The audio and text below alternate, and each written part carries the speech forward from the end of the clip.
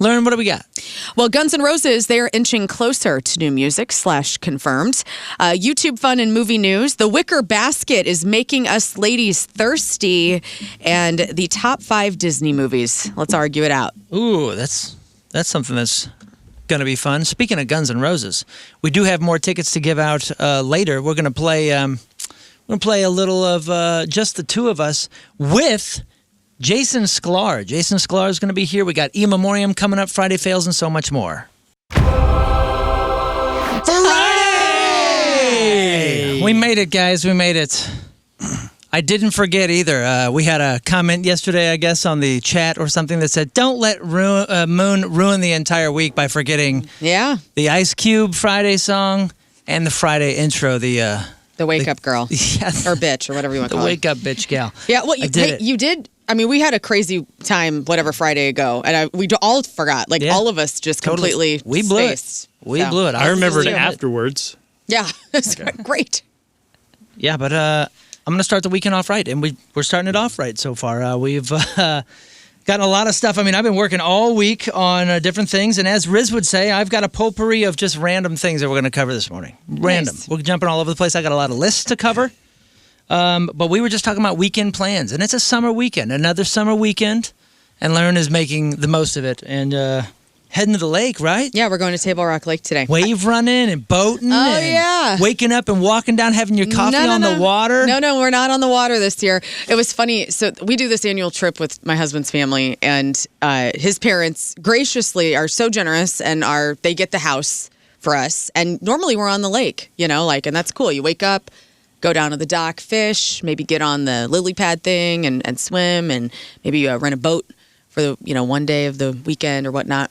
And so we had made this plan months ago, and a week ago, Tim realizes, because we're looking at the VRBO, it's not on the lake. It's one of those lake house. It's a lake adjacent where you have to drive to the lake. There's no way that you can easily just wake up and walk, So we are all kind of like, oh, God, because now that means we are all stuck in the house together with no lake activities. Even better. No pool either, which is first world problem. But, so we're all kind of like, oh, what is going to happen? Oh, you blew it. Yeah. Yeah, so how long is the drive? Do you know yet? Well, the drive to Table Rock's like 4 hours. No, from the house to the lake where you're staying. I don't know. We tried to kind of eyeball it, and it's... So I hope it's not one of those where it's like, you're here, and then there's this peninsula thing you have to go around that. It's a like 30-minute drive. Right. Yeah. Is that one of those where you have to find a public... I mean, you're going to have to find a public beach or find a public... That's right. That's right. Oh, man, I'm sorry. Yeah, it's okay. Thank you. Thank you for your... So what are you going to do? What are your plans? Well, I've tried to plan something, and this has been kind of funny and ridiculous. So I got really excited. I thought, I've been to Branson a million times, like all St. Louisans, but I haven't been to Johnny Morris's Top of the Rock and to the lodge, Cedar. What is it called? Big Cedar Lodge. Yeah. And I'm a spa queen, and so I suggested a couple weeks ago to my mother-in-law and my sister-in-law, I go, hey, and my niece, I'm going, let's all go to the spa. Let's splurge, man. It's like $200 for a massage, which is a lot. But when are we in Branson? Once a year, every other year. Yeah, when in Branson. Yeah. And so, and I also kind of want to vet out what Johnny Morris has got going on up there because, it's very expensive. And yeah, you've been up there. Now, is this the thing that you rent the golf carts and you drive around in caves or something? So I suggested that as well. So everybody said no to the spa. I was like, lame. Then I was like, okay, family activities, dude. We got 2 nephews and a niece, and everybody's like, who doesn't love a golf cart in this family? And I said, let's go to freaking Johnny Morris's Sinkhole Cavern tour. You get in golf carts. This is badass, dude. Everybody's like, that's too expensive. And I was like, what is going on? I'm like, I will pay for everybody. So it's just been like, nobody wants to hang out and do what I want to do. That's what I said. Because the boys go, they always do like a golf trip, and they're golfing twice this trip. I know that course. That course is not cheap down there. Right. That's probably 120 a person or something. I'm already going into this family vacation via protest. Big Cedar is pimp, and I did the golf cart thing, and it was cool. You would love it because you go in a cave and they got a bar. That's what I'm talking about. Oh, yeah. Can you take a bar in the cave? You literally go in a cave and they got a bar, and you can get a drink and just keep cruising on your golf cart and seeing all the wildlife. Wow. Let me ask you this. And you get a guide, and they kind of tell you what's going on with you're like driving through and they're telling you like all of the development and the way he's like using it as a nature preserve and like giving animals like shelter and doing all this wildlife refuge stuff. It's really cool. You would love it. I would love it. And I know I've been looking online. And so now let me ask you this. Learn to the wildlife place. And Tim, he got supportive and he was like, we have an email chain, right? And he goes, actually I'm really interested in going to the Lazy Bones sinkhole tour on the golf cart. And then everybody else is like, just silence. So what do I do? Help! Can you take your nephews? Well, the kids aren't on the email chain, so I don't know if they're being talked to about this or not. But yeah, I'd love to. I'd love to take my Maybe you nephew just take them and have fun and spoil them for Hang on. I think I just might. I want a number for the golf. What's the golf cost? Oh, it's not. Oh, I have no idea. Because It's got to be so much money. That's right. And I don't care. Like, good, spend the money, go have fun. I really don't care. Right. Dude, I'm surprised they're not playing. That Top of the Rock golf course was awesome. Yeah. It's like a par 3. And honestly, They're not playing there, though. I know, but I'm like, you could kill 2 birds with 1 stone. You could all go down together. They could play the course. You could go do your thing. Spa. And We all could meet do the- back at the spa. Yeah. Listen. You got a nice family day. Yeah, I want to man. go Top of the Rock, and my family is they are C-blocking me on this, dude. They're rock blocking me, dude. I don't like it. You know what else is cool and was worth the money? The little sunset. They have a dinner. Yes. And they take you out and they shoot the cannons and you watch the sunset They shoot over. the cannons? It's very cool. And the sunset. It's very Branson, it sounds. I'm going to send this podcast to but my it's family. it's like he has all these sculptures on the that he's put up that are like on this hill. So when the sun sets, it like casts a shadow over all of these really cool like Native American sculptures and rock formations. And the dude knows what he's doing. I mean, That's he's what a I want to billionaire. find out about. Mm-hmm. Also, I've done everything else in Branson. We've done Silver Dollar City. We've done it all. I want to do something new. The Titanic Museum? I've done the Titanic Museum. Okay. I swear to God, I've done it The all. ropes courses? Done it all. The go-karts? Yep. Done putt-putt golf. Done. Then it's time for caves and What was carts. it? That's right. Whitewater. What's that place? The fun little. It's owned by Silver City, but it's a water. It's a water park? Yeah. We've done that as well. Okay. Yeah. I'm glad you're talking about this because I do have the average American spend on summer activities every weekend. Like every weekend, the average summer weekend, what do you think it costs people? Because I bet you it's more than you think. Average summer weekend. The average American spends X amount of dollars on summer activities every weekend. Is it like 200? It's $400. Oh, my goodness. $397 is what the average American is spending every weekend for summer activities. Most of it is dining out, restaurants, coffee, and bars. They're saying $61 is the average. Mm-hmm. $60 hosting gatherings, which is essentially kind of what you're doing here, or bringing stuff to somebody else's gathering. $59 attending celebrations and gifts like weddings and birthdays. $57 for entertainment, movie theaters, concerts, shows, theme parks. $55 goes to outdoor activities. I mean, you are falling into all of these categories for this weekend. Yeah.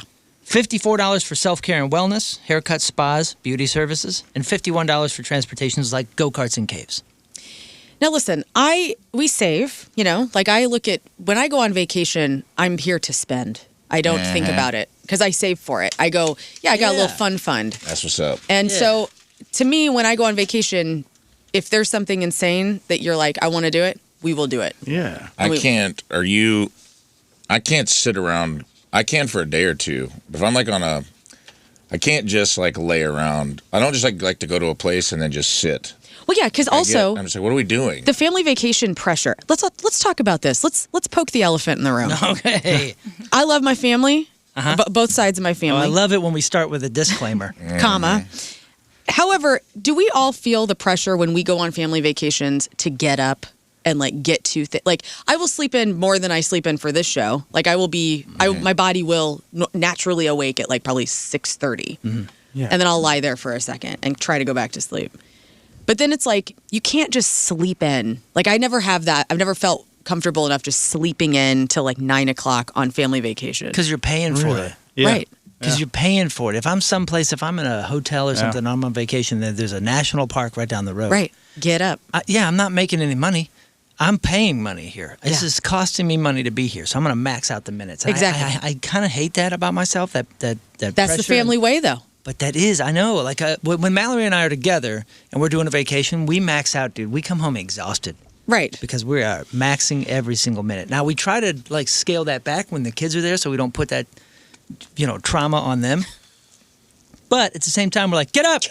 Yeah, but let's say your parents are up. We gotta go. Let's say like your mom. Yeah, we don't want to have to sort that trauma out in therapy. I just don't. I don't want anybody sleeping until 10:30. parents took me on But see, that's what I'm talking about. That's what you do at home. They made us go to the pool early. I love sleeping in. Things in Paris. And I rarely do these days. And so it's like when I go on vacation, I do want to just like rest. I want to have like some relief from the constant energy of being alive. You deserve it. And I deserve it. And so, but here's the thing. I'll lie there, and I'll be like, oh, it's 7 o'clock. I'll just lie here. Okay. And then I'll start hearing other people get up. And I'm like, I got to get up. And then my husband will get up. And I'm like, well, if he's up, I got to get up. Yeah. I get it. Yeah. It's a freaking nightmare. Happy vacation season, everybody. No matter what, that's just do your thing, man. Yeah. I'm going to go to that top married of the long rock. enough too. Like, come on, this is the benefit of like a long marriage. I Like, know. you don't have to do you that ain't trying anymore. to impress Yeah. nobody. I'm going to get on You're these in. golf They carts love and you. ride, You're dude. in. You're not going to do anything wrong. Like, if you want to sleep till 10, they're not going to be like, well, She's you a married the lazy wrong ass. girl, Tim. Like, I you're know. fine. You're good. This isn't like, it's it's when you have to go on vacation the first couple times and you're still getting a feel for everybody and you Right. don't want to be the one that's like, at this point, I think you can disappear. Yeah, Just dude. go I just on, might. Go on your little golf tour by I yourself. was going to say, wake up Yeah. at 10, and everybody will already be in a minivan trying to find the beach somewhere. You wake up at 10, you leave, and you go and rent a golf I cart even for the think caves. you can make a Perfect. scene on the way out. Really? Like You're- what? You could just be like, get all ready to go on your little trip and be like, Mama's going to the golf carts. Y'all could have been part of it, but you chose otherwise, and then kiss your fingers and smack Slap your my own ass. ass on the way out the door. Suck it, Ann. And, What? and your in-laws are going to be They're like, so sweet. whoa, You know what? I just she might. really wanted to go to those caves. I'll say the F word because I haven't done that in front of my in-laws yet. So, yeah, I you know, did. might as well. As soon as you said, Drop like, that on the way out. on I just vacation might. with Kids? his family, I was like, oh, no cursing there, Lauren. Aunt Lauren says the F word all the time. What? I'll say hello to Johnny Effin Morris for you. Yeah. And then just like have your eyes are as big as saucers and be Like, like, is she high? by the way, could have booked us on the lake, dumbass. And then just go. There you go. Just really just drop like 3 bombs. They're like, and you know go. what? It's But, time for hey, family. Enjoy your golf. Tim's in hell. I'm Oh, having a God. spot. Tim's having to do that thing where he's like hoping someone else is going to pick up the ball and run with it because he wants to golf. He's just like, yeah, I'd really love to go to those caves. Anybody else? Literally anybody I else. know. He's just obliging. He's So like nice. texting mom, sidebar, Mom, you got to say something. You got to go go. to the caves. Go with her. please." She's going to have a meltdown. He's going to be kicking rocks down by not the lake, kicking rocks in the driveway, At the lake ditch. adjacent, and being like, yeah, I don't even like golf. Well, Sucks. I want to go to the caves with you. anyway, everybody, pray for me this weekend. All right? Yeah. And pray for our we will. family. Yeah, for sure. Every in-law's like that though. Like when I would go on vacation with Tina's parents, dude, they get up at the butt crack of dawn. But then it would be like they do your in-laws do this because I hate when people do this. They get up early as hell. They go on like a 4-mile walk, and then her mom's in there like, making cutting a bagel in 3 halves because she only eats 14 calories a day. They're like cooking and making a bunch of noise. Then you get up. They're like, oh, we've been up since 3. I know. And then I know. and then they're like tired at 7 o'clock in the morning. Oh, my God, They want to sit. So then I'm like, well, let's go do this. They're like, oh, I don't know. I just had half a bagel and I went for. And I'm just like, okay, so your day's over at 7 a.m. So it's like everyone's on a different. I'm the black sheep Rhythm. stoner aunt so like I'm sleeping in because I get up so damn early for this job. Like my sister-in-law and brother-in-law are in the best shape ever. They're super healthy. So they're up the minute they get up. They got 3 kids. They're franchisees for Domino's. They're working out, like they're Not they getting are high on their own killing supply. it. No. Nope, not drinking, not getting high on their own supply. And like I wake up and I look like Bill Murray, or Adam About Sandler, Bob? take your pick from What About Bob. And I come out of the room looking like I've had You come out of the an room, you already insane have a life experience. preserver around your neck. And you're just Bill like, Murray. Yes. you going to the lake? And so I'm like, I don't know. I mean, I feel like Chris Farley, like rolling into the kitchen. Like, I'm like, where's the food? I look like crazy. love Everybody it. else has like had a day already. Your sister-in-law's in like Lululemon and like They're like shielding the children from seeing reality. she's glowing and you're like scratching your ass in a pair of like in It's your so true. what does that mean? It says poop shorts on the rim. I know. Tim ruined it. I pooped in I got it. these. Super Bowl Sunday, I crap myself. Yeah, on our family vacations, we have my wife has a ton of sisters. They have a lot of nieces and all that stuff. So I love to get up as early as possible so I can go on the deck, and just look at the water. Yeah, just and be relax. by myself. And I'll get up and be like, no one's awake yet. This is awesome. Amazing. It's 7 a.m. And he'd be sitting there, then all of a sudden, like, two of the sisters walk down the street.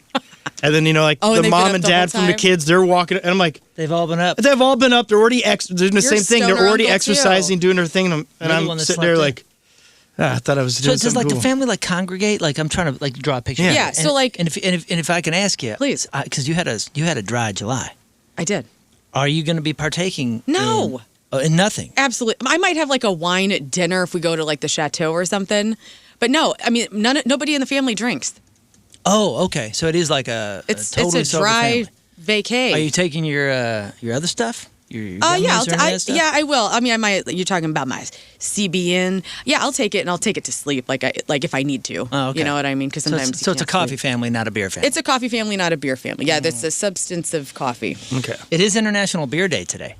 Yes. It's a big day today for a lot of beer people. So this is a weekend of beer, I believe. I do want to say before we move on, I do have sympathy for the lake situation because there's nothing worse than driving. We talked about this off air, but I want to say it on air.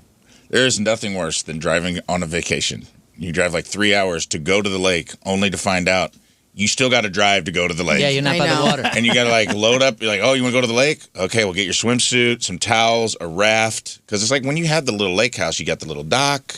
Everything's down there. And you can, It like, doesn't And you have to seem like pack- come and go as you please all Right, day. yeah. You have to Like, pack your food, too. Yeah. Yeah, and everybody can just kind of come and go. If you get hot, you want to take a nap, you go up to the house. Mm-hmm. The minute you're not on the lake, you're logistically coordinating everything. And we did not realize, like, because all of us have been so damn busy. So whenever, and again, so generous that they they rent the lake house or the house for us. But it's like none of us took a moment to really look into what had happened. Yeah. So it's kind of on us, the kids, for not like protesting, like because I don't remember if we got options, and I don't remember anybody being like, "Hey, this house isn't on the lake." Like I kind of feel like it was picked. And Yeah, again, but do you get to complain if you didn't pay for it? I know that's what I mean. Like, do we get to complain? And we don't. Absolutely Yes. not. We complain Or to no. each other at the house, not in front Well, of That's the absurd. family. Somebody's paying for a vacation for you. Right. But I'll kick in. I would love to kick in. I would kick in to stay at the lake versus not being on the lake.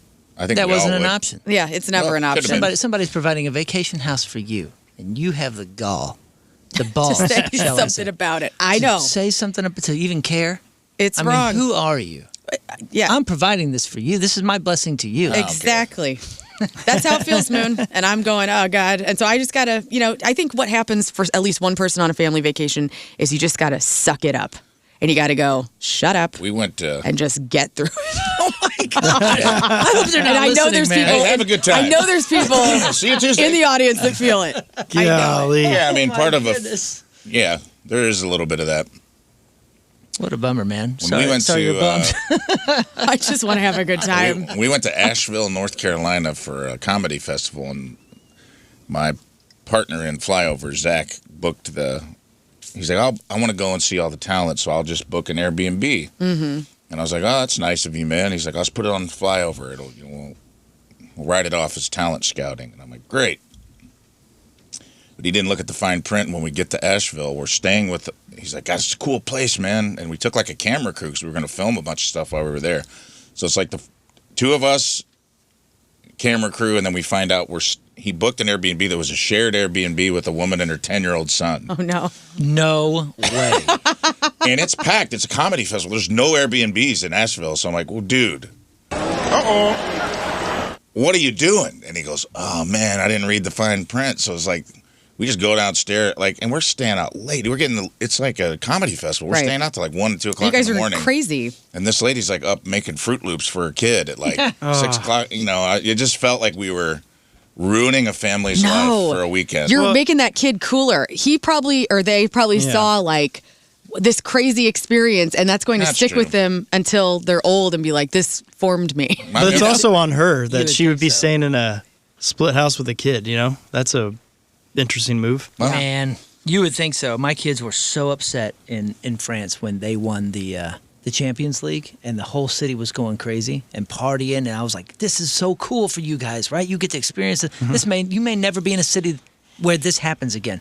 And my son, the whole night was like, why can't you call the cops? And I was like, because the cops are out there partying too, man. Like, Yeah. what do you want me to do? And he's like, this is absurd. I want to sleep. Like, he was so upset. That's These kids, hilarious. I can't believe you're walking in at 2 or 3 a.m.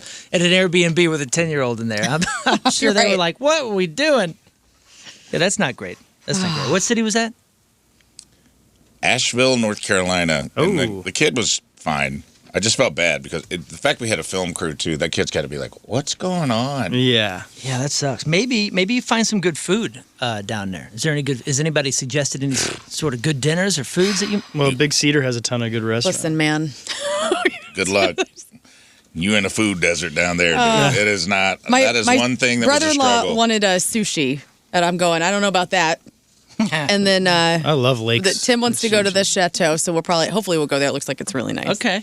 Yeah. Yeah, there's and, you know what? Momo. And the best part of this vacation is we do make a lot of the food, and we're all good cooks. So the barbecue's off the chains. Like tonight we're doing taco bar. That's going to be excellent. yeah. So, I mean, I am looking forward, and my mother-in-law makes these delicious, we call them the lake cookies because you don't like au jus it or anything, but like it's a graham cracker, and she makes this icing that's super good, like this homemade icing in between. And you dip it in the lake. And you dip it in the lake and you eat it. No, and they're so good, and that's the only time we ever have them is at the lake. So the food is actually the thing I'm looking most forward to. All right. Well, listen, I got a whole bunch of lists, so I'll connect it here. If you're planning a vacation around what you're going to eat, I have a list of the world's best food cities, ranked. So this might start a fight. Do you think Branson or Table Rock? Is Table Rock technically in Branson? Yeah. Do you think Branson made the list? No, I do not. Hell no. No. 24,000 people and a panel of food experts say that the 20 best food cities in the world for 2026, the best one is Lima, Peru. So Oh. I agree just on a little that. Oh, further. man. Oh, this will be useful to the St. Yeah. Louis audience. Well, you could They have a do Lambert's in ayahuasca Lima. and go get good eats. Bangkok, Mexico City, London, and Barcelona. Those are your top 5. Where's But Branson? the next one, Ho Chi Minh City, Okay. Good pho. Melbourne, Beijing, Athens, and Lisbon. New York City didn't even crack the top 10. Lisbon. Wow. New York Thought City Branson was on this. is number 15. No Midwestern barbecue cities. So Well. I think this list is absolutely Yeah, trash. trash that list. So So if you're out there living in Festus, paying $4 for eggs right now, just know, save up some money. Go to Peru. Go to Peru or Lisbon or Yes. or España. well, I do have the best fast food burger in all of America. Oh Lord. Anybody want to weigh in on your most incredible fast food burger experience? It's the Whopper. The Whopper, the Whopper, the Whopper They would is add number what? 8. Okay. The Big Buford should be in the Buf. runnings. The Big Buford is not on this That's list. not going to be on there. No, it should be on that. I had Whataburger when I was leaving Oh, yeah. San Antonio last weekend in That's the what the airport. Alamo Fighted For, you And- said, right? Yeah, and dude, I got to say, I don't know if I just got a good batch, Nope. but I was like, because I'd had it before and been like, it's fine. It moved up a couple notches. And you know what it is? There's something about the way they melt the cheese, and they're right. They have a specific ketchup that they make in house, and they put it on there, and it's pretty dang good. Yeah. Yeah, So I the had it- airport burger? But I don't know what their burger's called. It's just like a double cheese. It's called the Whataburger. Is it on there? It is number 10. The double meat Whataburger. That's what I had. I At had the Whataburger. double meat Whataburger Yeah, with top 10. cheese because I'm not Yeah. supposed to have it, but I did it. You did have cheese. Have That place you been is having good. cheese all the time? What's going on with you? You haven't talked about it in a while. Well, I did. He stopped talking about it when he fell off. Yeah. We started misbehaving again. You tell us how much cheese you've had in the last week. Misbehaving.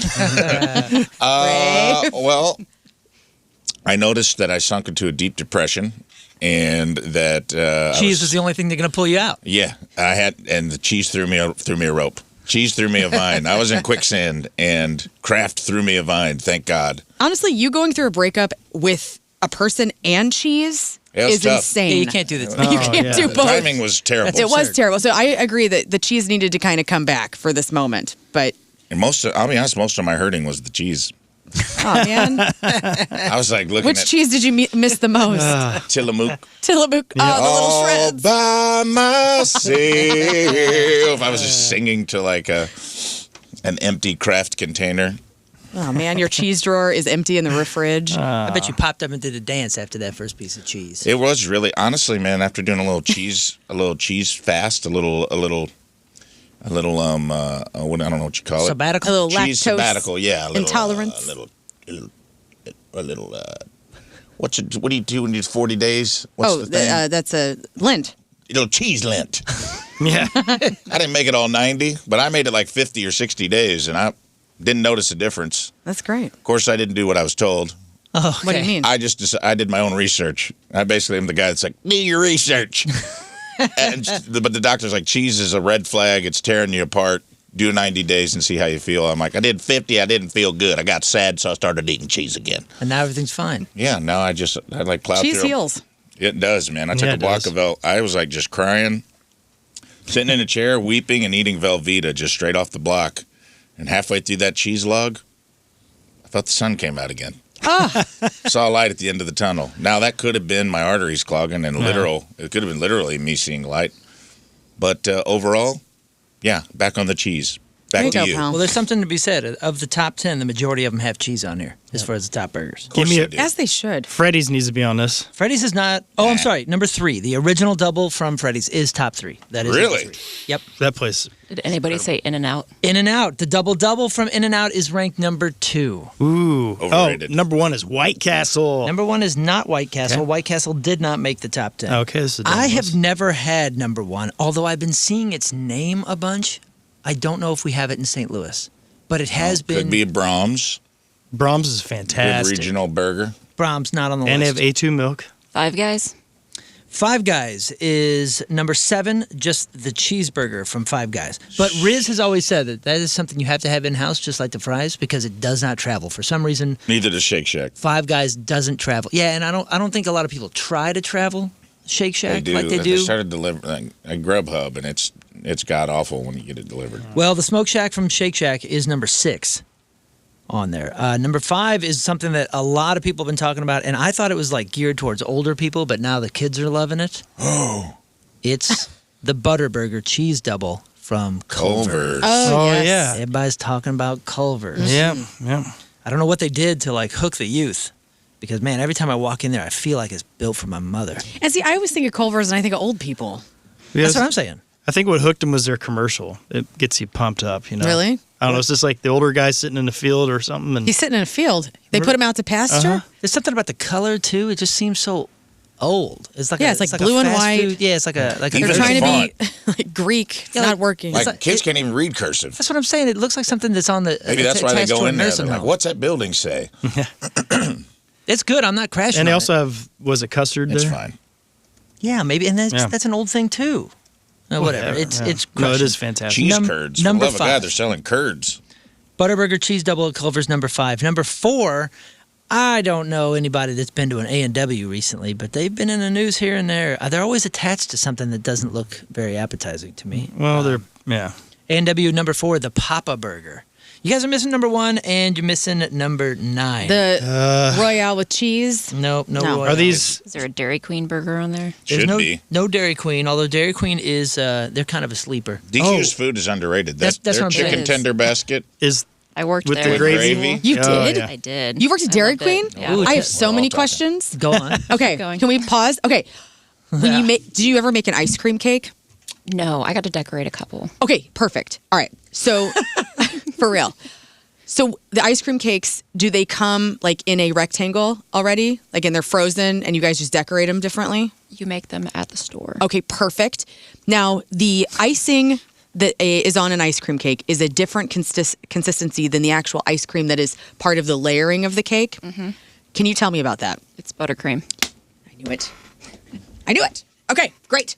And then the crunchy little layer of cookiness that is to make the layer of the Yeah, cake. do you crush those cookies or do they come in a bag? You actually get crushed cookies, and then it's a layer of cold fudge underneath the crushed cookies. Can you go through the step by step of just what it takes? I'm for real. Go.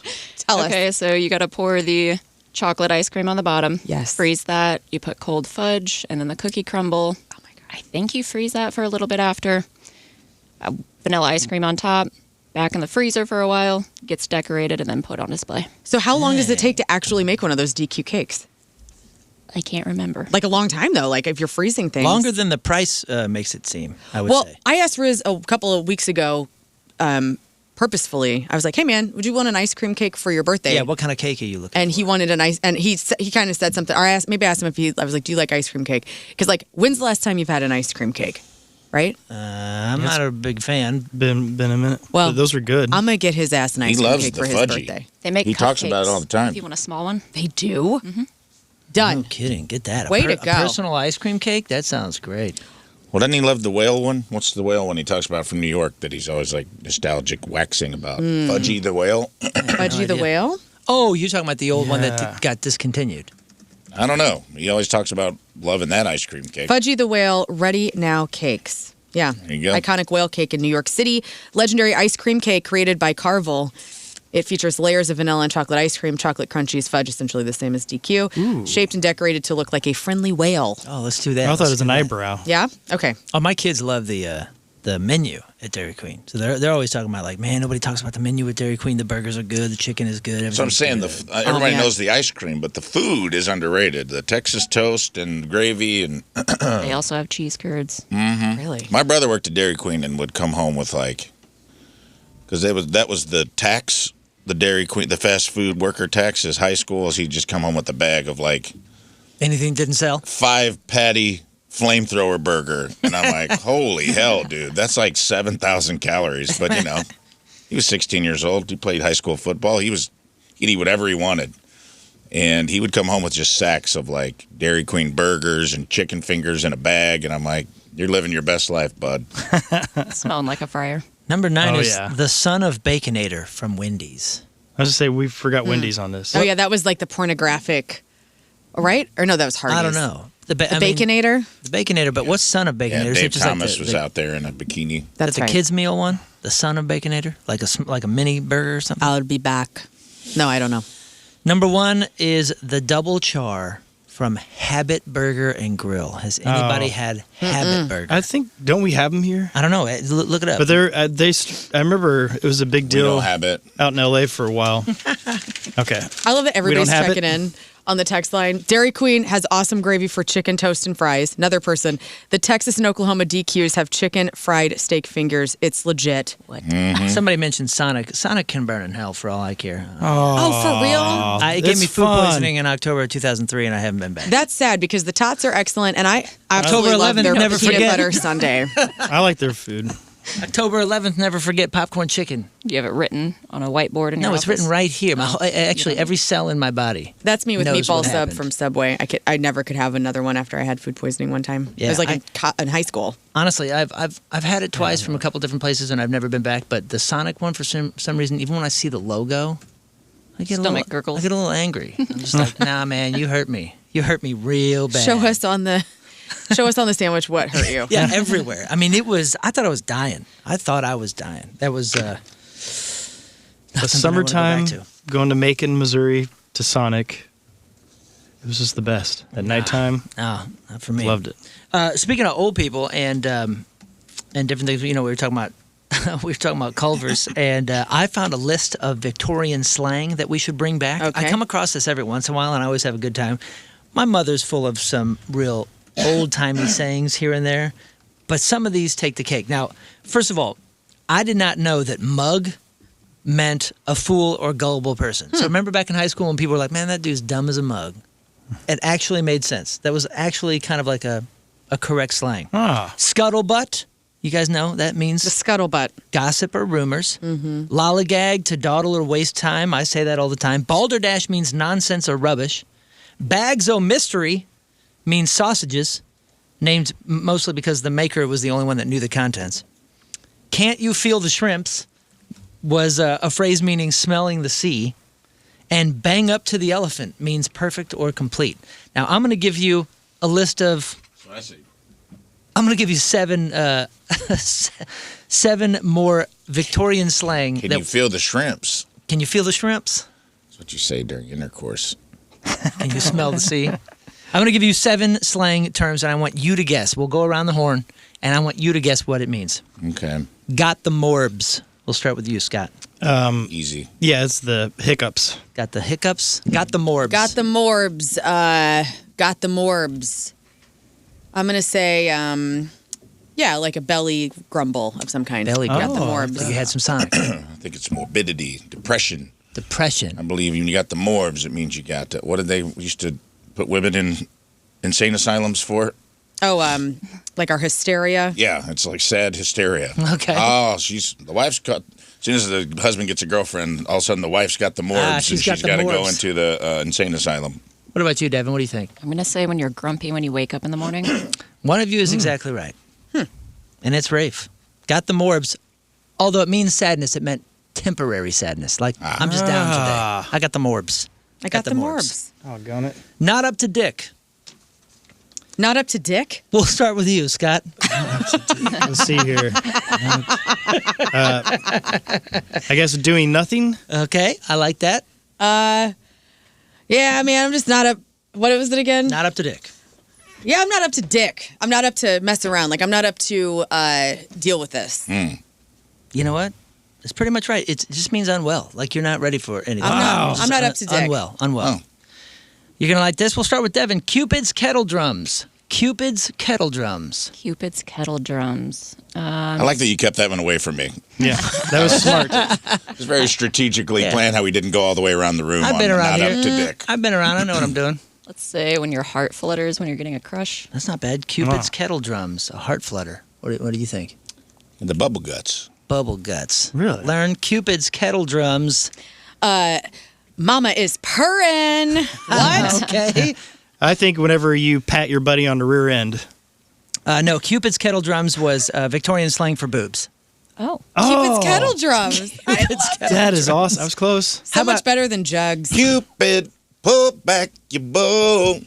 That song was around back then. Rafe, will stay with you. Tight as a boiled owl. Tight as a boiled owl. Oh. Well, I mean, something that's tight. Tight as a boiled owl probably means somebody that's high-strung. Okay. Like somebody that, not fun, like somebody who's a grumpus. Like we would say Rizz is tight as a boiled owl. I like that. It's a good guess. Devin, what about you?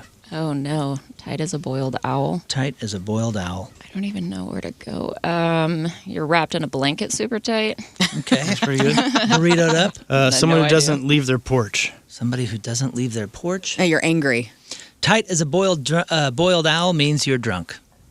Okay. All right. Seems like a long-winded way to say that. But what about poked up? Poked up. I'm all poked up. I'm all poked up, man. I know what that is. What? No, you don't. What? Tent time. No. Just because you got somebody pregnant Yeah, I doesn't thought it mean... was. This is what 7th grade Victorian kids were dealing with.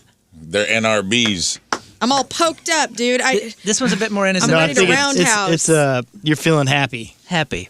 I'm roundhouse then. I'm getting Okay. poked up. You're poked Poked up. up. Yeah, I think it's upset. You're fired up.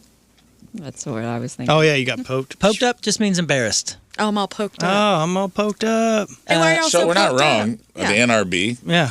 That's Yeah. not bad. it's a form of. If somebody calls you a giggle mug, Oh, I've heard this before. Giggle mug. You're like an idiot. Giggle mug equals idiot. How about you, Rafe? Drunk. Drunk. You're a drunk. You're an Giggle alcoholic. mug. Giggle mug. Oh, no. I have no idea. It's so cute. What about you, Scott? I think Rafe nailed it, but I'm gonna say it's someone that's just laughing hysterically.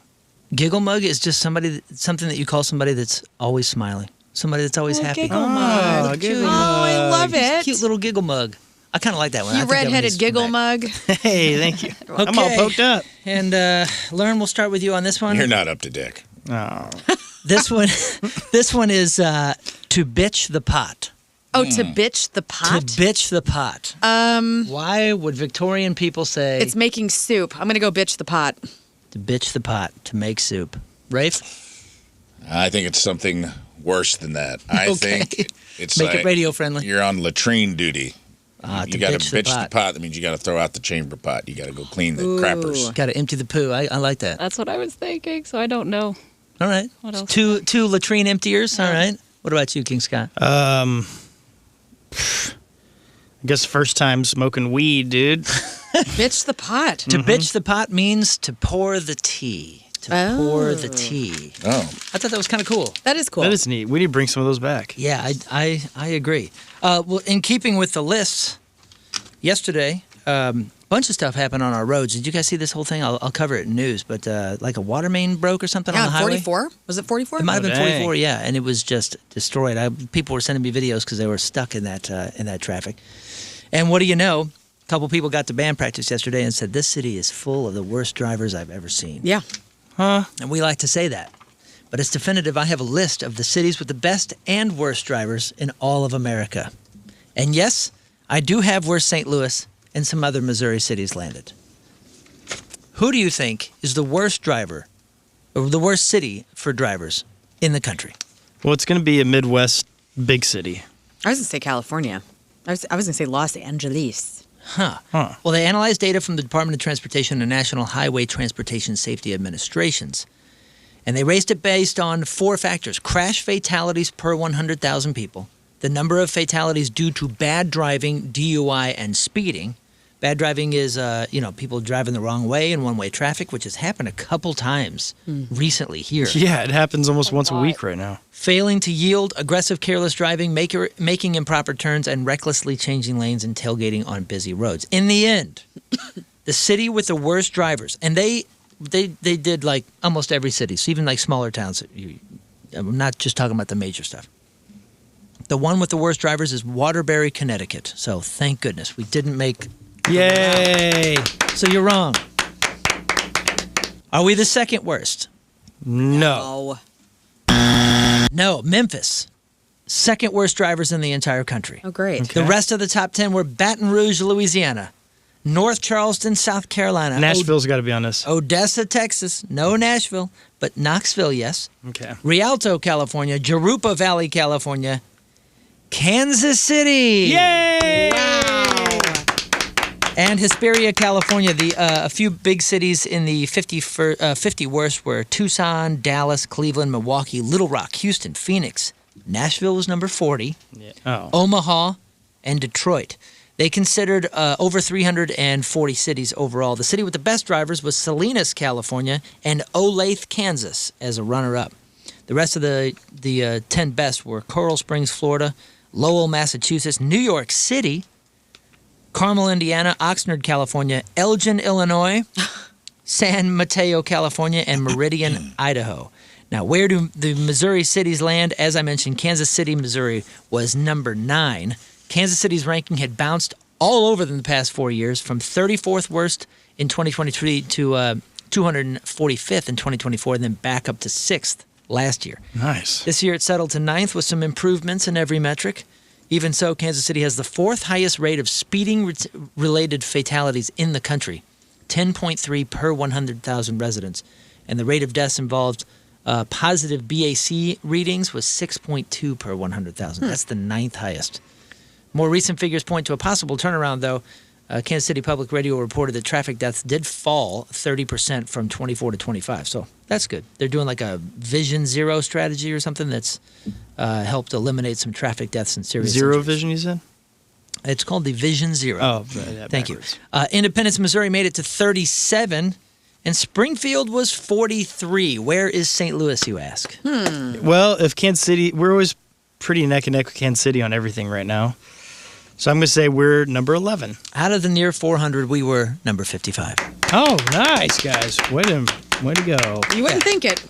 Yeah, But we are. that's not too bad. This is on a non-rainy day. You guys Yeah. want to stay with the lists? Yeah, go. Knock out some of these lists. I have the top American cities for romance. Oh, my gosh. Everybody sit down. Who's looking for romance, ladies and gentlemen? We do have a couple emails Where am I headed? about romance later. Cleveland. I'll tell you what. Every now and then you arrive in a city, and there's I'll book a Southwest flight right now, dude. What? all right. I have it. Put your phone down. Romance in the air in certain areas of town during a certain season, or with a special somebody that you just met on an app. Oh. A new report ranked 30 American cities based on romance-related Google searches. Stuff like romantic getaways, date night ideas, proposal locations, anniversary ideas, and romantic restaurants. And the top 5 are Beach towns. Miami. Jacksonville, Florida. Yeah, right. That's number 5. Number 4, Chicago. Not far. Number 3, someplace you just were, I believe. Austin, Texas. Yeah, makes sense. Number 2, Had a gal while I was down there. Never know. that's super romantic Nashville. I'm going to Nashville next week. Romance. Nashville. I will have romance. Nashville's romantic, but it is also the bachelorette capital of the world. Yeah. I feel like it's being offset.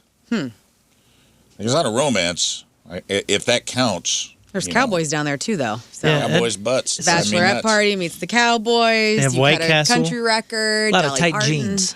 Yeah. Guys and gals. A lot of tight jeans. All right. Maybe that's what it is. Great style down there too. Number 1 is New York City. 212 romance-related searches per every 100,000 residents. Makes sense. That's your top American cities for romance. So you. book your flights now.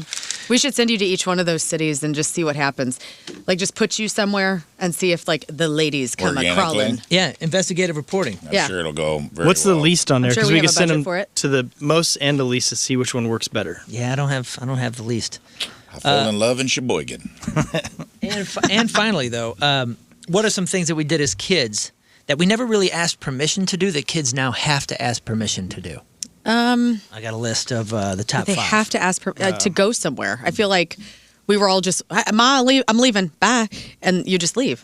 Also, a bird just hit the window. Bad omen. Bad omen. I think a large bird just hit the window. What is today? I've had a ton of dead birds in my life over the last few months. I had a dead bird. Mr. Gray killed a damn bird this week. And I go, I don't like They this. say it's a positive sign. A positive sign? Change. Well, I have like a little Rebirth. I have a graveyard at my house now from cat murder. It's insane. Things are looking up.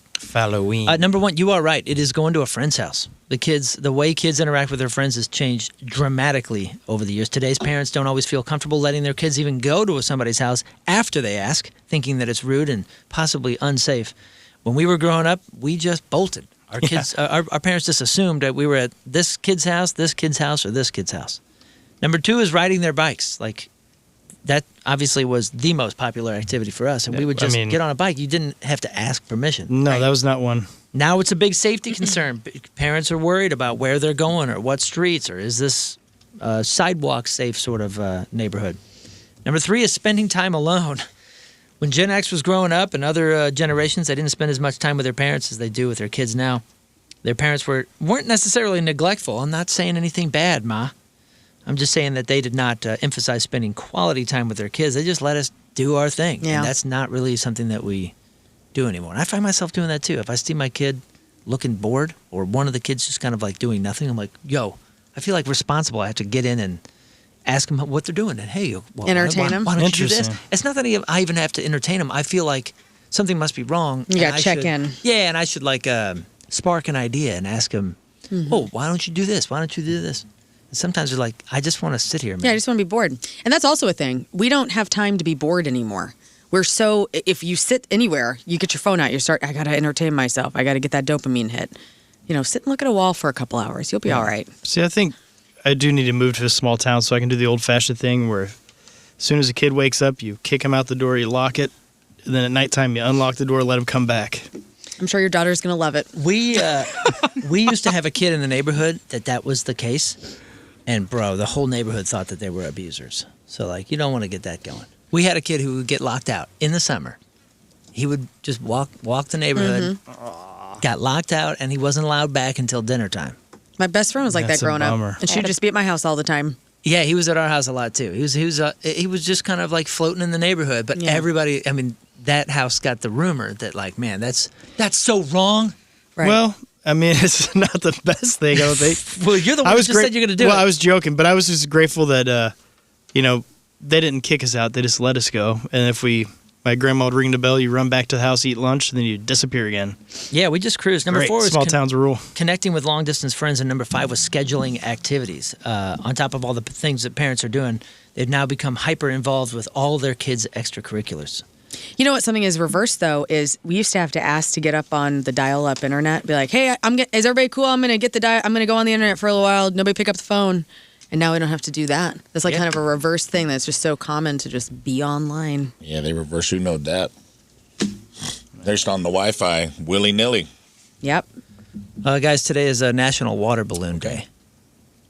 National Water Balloon Day is 28 days until Labor Day weekend, 34 days until the NFL season kicks off. It's Beach Party Day. You guys ever put water balloons in your chest and act like you have boobs? Every day. I knew it. every That was day. awesome to do as a child. Be like, this is what I'm gonna look like one day, and you just get these big old. I did it with regular balloons too. Still have to do it. It's a freaking nightmare. Somebody's got Cupid's kettle drums. Yeah. And the water field. I do love that Victorian slang. We'll bring it back. All right, today's Team Rizz member of the day is brought to you by Hot Shots Sports Bar and Grill. Host your fantasy football draft party at Hot Shots this season. Lock in your date at hotshotsnet.com/fantasy. Today's Team Rizz member is Justin Michael from St. Peters, Missouri. Justin listens to the show every morning at work, attends Point Fest every year, and enjoys punk rock Christmas. Justin says, I love the editions of Rafe and Learn, and I've always enjoyed when Clownvis is on the show. Yes. 3 and 5 is my favorite game, mainly because I enjoy the debates on whose answer is right when they don't match. I also enjoy every time Moon complains about the airport. It's justified. Go Blues. I love this guy. Yeah, this guy's great. Love this guy. Justin works at Bio Miro. It's something French. I don't know.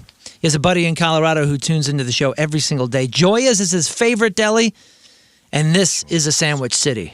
He's a huge St. Louis Blues fan, as I mentioned before. Welcome to the team, Justin Michael from St. Peters. You can sign up at 1057thepoint.com/Team Rizz. Welcome back to the Rizzuto Show. You can always get a hold of us, 314-624-3833. That's 314-nah, dude. Text us on the Point text line. We're always listening and reading. Point text line is 314-649-3862. That's 314-649-DUMB. 649-DUMB. We're live on the Bud Light Studio Cams on the Rizzuto Show YouTube channel. And you can email us, rizzshow@1057thepoint.com. We will get to emails in a little bit. Ememorium after the break, after Crap on Celebrities, but first, it's August 7th. Already August 7th, and back in the day on this fine day, 244 years ago. 1782, George Washington created the Order of the Purple Heart, which is given exclusively to servicemen wounded in combat, the oldest military decoration still in use, and the first award made available to the, quote, common soldier. 69 sexy years ago, in 1957, the world lost the comedic genius of Ollie Hardy. Aww. Better known as the chubby half of Laurel and Hardy, to a blood clot in the brain. He was 65. Stan Laurel lived until 1965. 56 years ago, 1970, Stevie Wonder released the album Signed, Sealed, and Delivered with the title track and his cover of We Can Work It Out.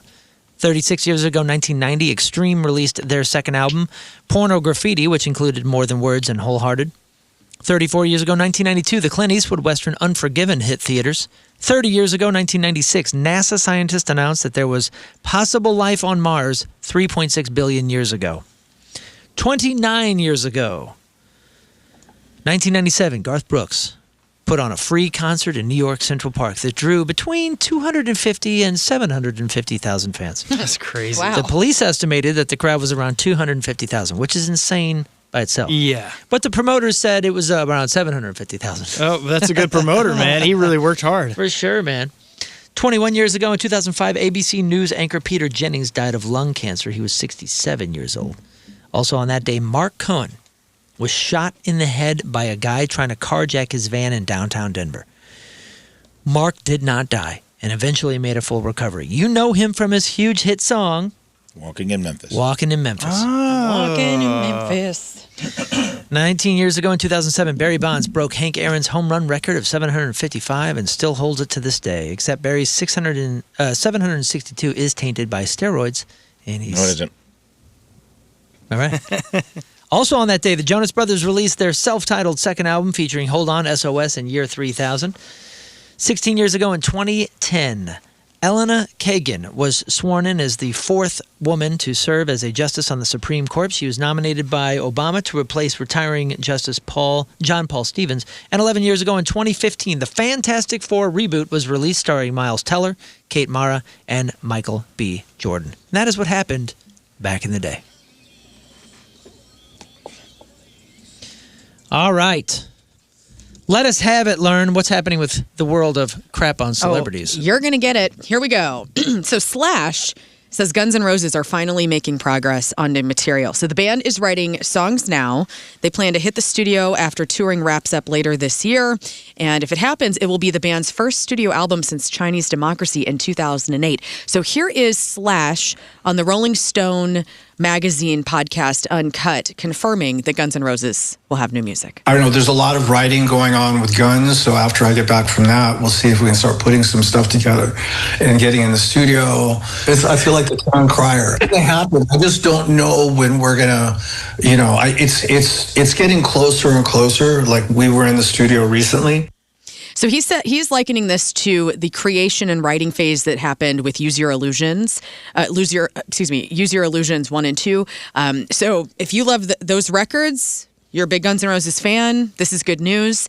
Slash had been out on tour with Miles Kennedy and the Conspirators. They have their 5th album due in February of next year.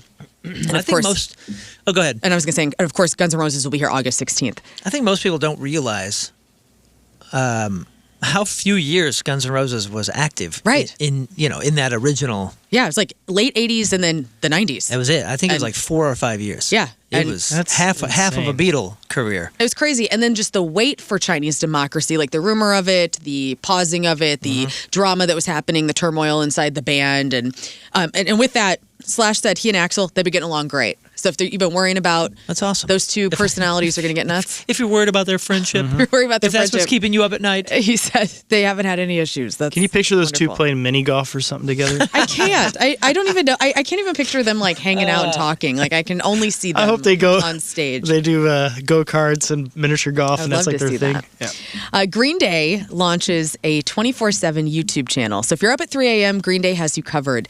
Green Day TV is a nonstop YouTube stream featuring live performances, music videos, rare VHS footage, deep cuts, and even some weird comedy segments hosted by a fictional cult leader.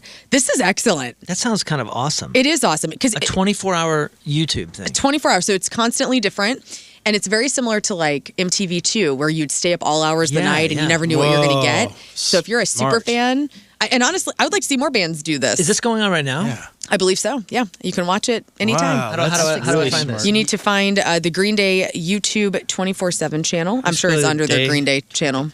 24/7. Okay. Like I wonder what's up there right now.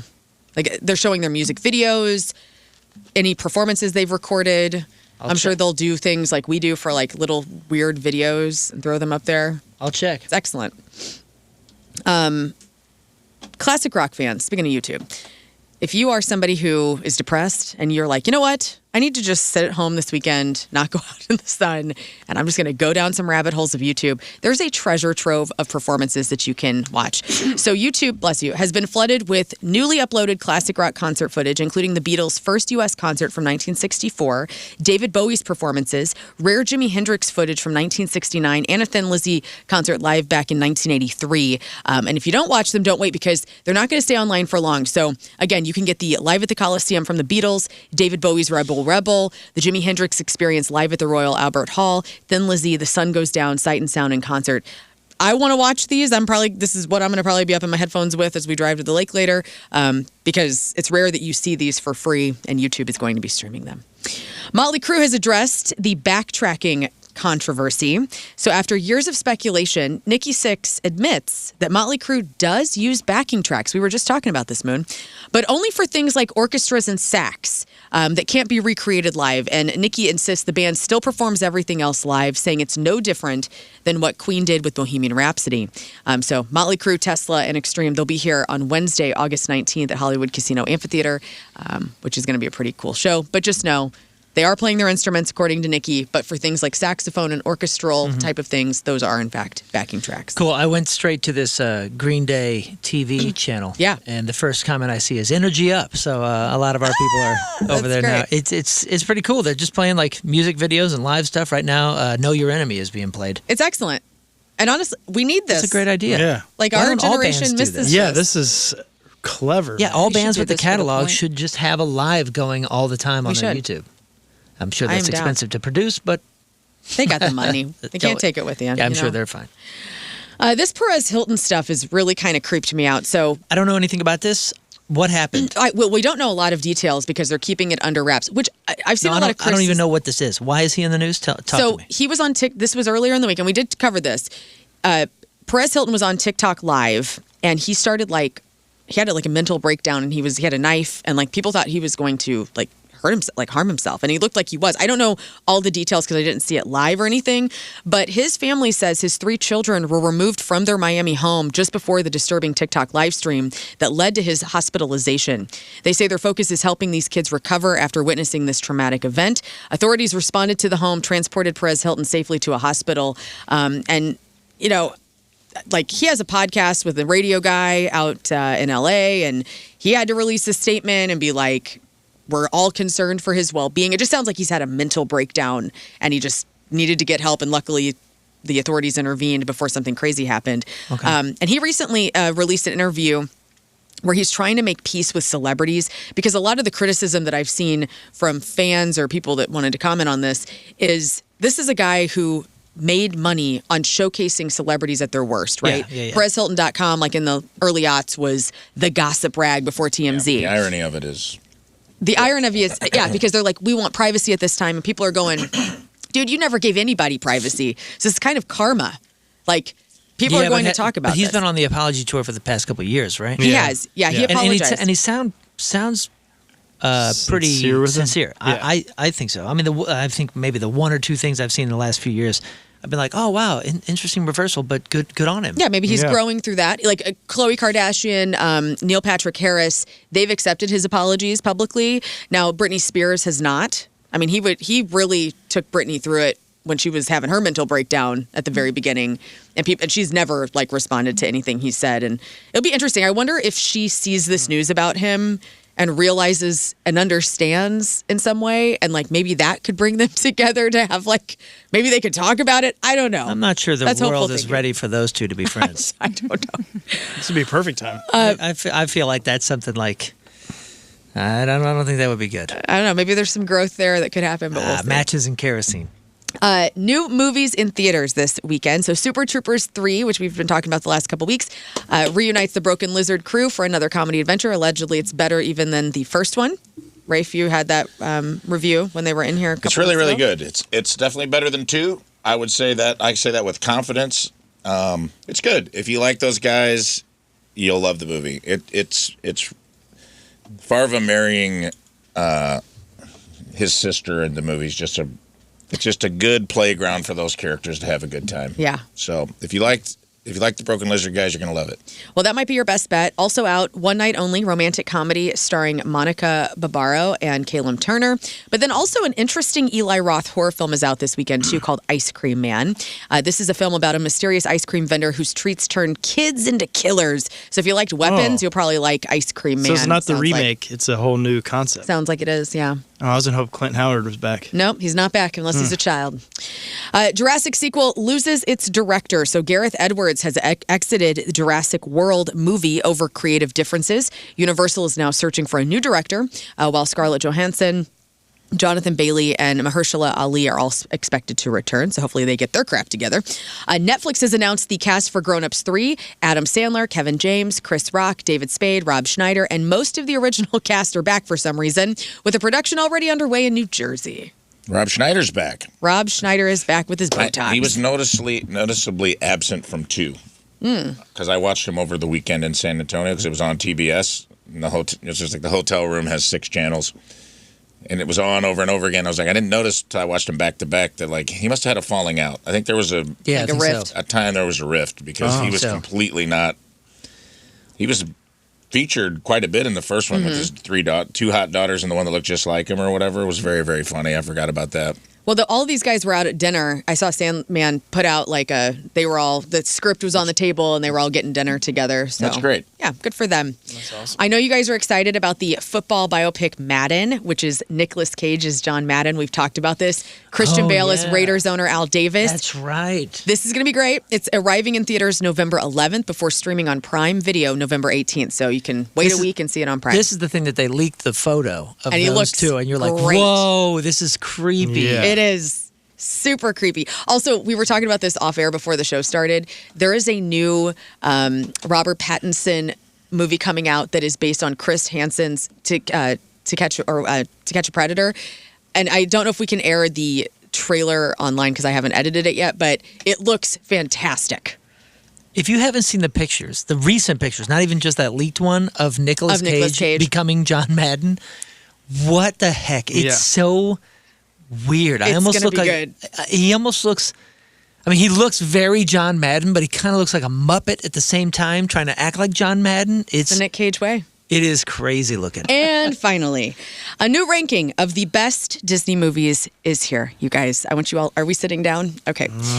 So the roundout from Study Finds compared critics' lists and fan rankings to come up with the best Disney animated movies of all time. And we got a top 5, baby. Give me that top 5. What do you think is on this list? Show me Lion King. Number 3. Toy Story. Come on. Toy Story's number 5. Oh, you guys are killing it. Let's go. Show me. Well, let's go with the classic Pinocchio. Pinocchio is number 2. Really? Yes, odd. Yeah. Give me Bambi. No. I said, give me Bambi, not on the list.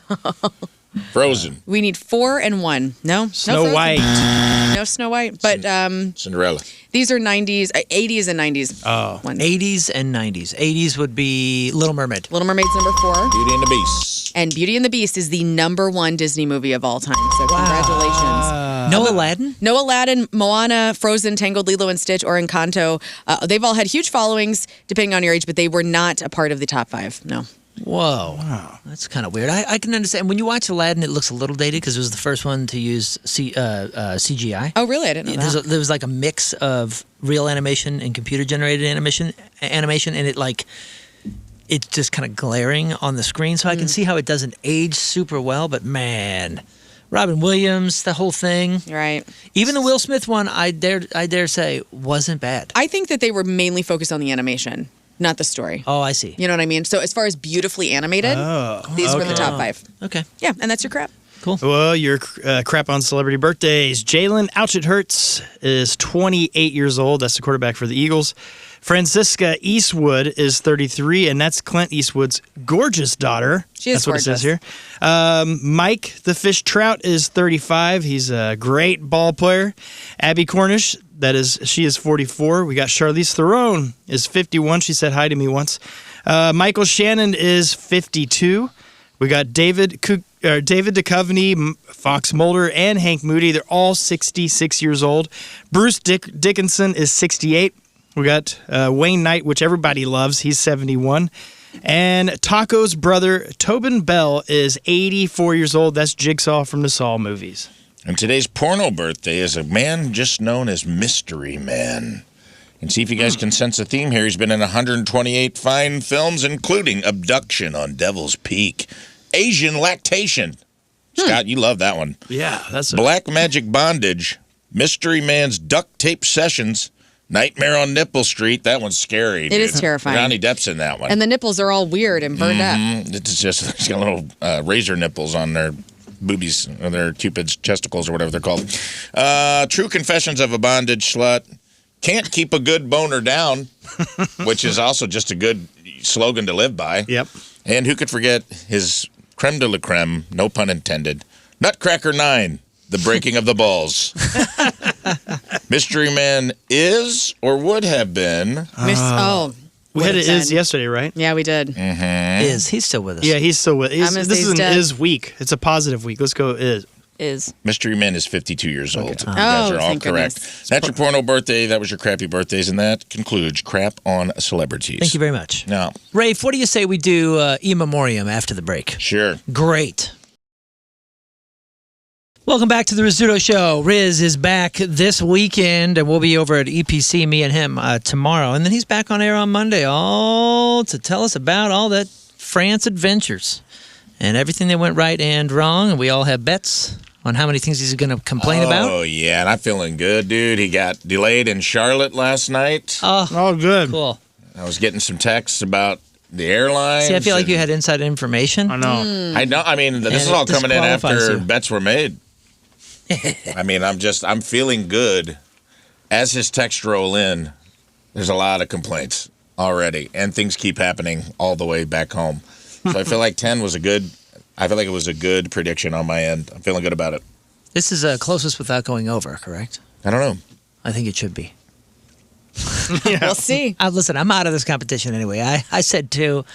I don't know what I was thinking. I was just having too positive of a Tuesday, I guess. Oh, well. I mentioned it earlier. Today is National Water Balloon Day. 28 days till Labor Day weekend. 34 days till NFL season kicks off. Preseason is about to start up. It's Beach Party Day. It's Brom Pie Day, whatever the heck that means. International Beer Day, National Lighthouse Day, National Sea Serpent Day, Purple Heart Day, particularly Preposterous Packaging Day, and Raspberries and Cream Day. Now, on that International Beer Day, I know you're not going to be partaking all that much because you got this pretty conservative family vacation this weekend. But to celebrate, I'm going to tell you 5 myths about beer that you might still believe that just aren't true. Drinking a lot of beer gives you a beer belly. Well, beer on its own doesn't cause the belly. It's a combination of too many calories in general and a sedentary lifestyle. So it's your fault, not the beers. That's right. Dark beers are stronger than light beers. Well, light beers are lighter in color and body, but that doesn't mean that dark beers have more alcohol. For example, Guinness contains 4.2 ABV, while Budweiser is stronger at 5%. Beer should always be served ice cold. Ice cold temperatures can actually ruin the flavor of a good beer. So if you have a beer that has to be cold for it to taste good, it's because it's nasty and swill when it's not. But some beers were actually designed to be drank fairly close to room temperature, a lot of them English beers. Yeah. Number 4, the myths of about beer. Draft beer gives you a hangover. Guys, drinking excessive alcohol Gives you a hangover. Right. That's it. Draft beer don't help. Well, Something in the air in the bubbles. that does what? I don't know. I'm not a scientist. What? Wait. The scientists say that you're crazy. No, there's something about like the stank of a keg beer. I don't know. There's something in there, man. Well, the 5th, you might want to argue with this myth too, then. Beer before liquor, never been sicker. Right. It depends on how much alcohol you're drinking, not the order. From a scientific perspective, alcohol is alcohol. Different drinks might cause you to have worse hangovers compared to other drinks because of the certain molecules in the liquid. But the order really scientifically doesn't matter. Just don't overdo it. Since we're talking about National Beer Day to celebrate, you might crack open your favorite brew, even the non-alcoholic route, and that's what I've been talking about for some time. I was a Bush NA guy, and I like Bush NA. I wasn't really drinking all that much of it, but if I'm on the water, if I'm on the lake and not lake adjacent, like Learn's going to be this weekend, Yes. I like me a good Bush NA. And recently I have found the Guinness. Good Bush. The Guinness Zero is freaking great. That's what you've said. Dudes, oh God, it's so good. A new article in Men's Fitness says that the next wellness drink trend might be functional beer. What is functional beer, you ask? Oh, my God. Is it protein beer? Oh, yes. It's basically any beer that's non-alcoholic or low ABV. So they're saying that there are now going to be beers with fortified good vitamins and supplements. Quote, adaptogens like ashwagandha and reishi for stress. Nootropics like L-theanine and caffeine for calm focus, as well as botanicals, electrolytes, and even probiotics. So basically they're talking about a beer-flavored kombucha. Yeah. Yeah.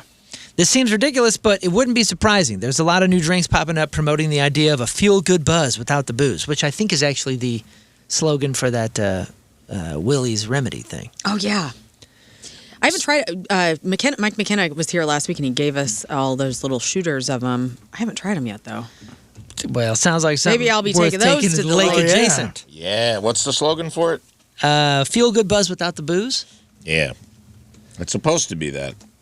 I don't know. It'll be interesting to see if functional beers are able to take off. Experts say that that people are drinking less these days, especially younger adults. But even still, non-alcoholic beer hasn't lit the world on fire. But I will say it is gaining popularity, 100%. It's amazing how smart these companies are because, you know, they survived the Depression, they survived all those things, and now they're trying to figure out how to survive with kids not drinking. So they're coming up with a whole new route to keep their business going. Well, they're saying there's several issues, including high price points, mediocre taste, and generally having more calories than they're worth as far as the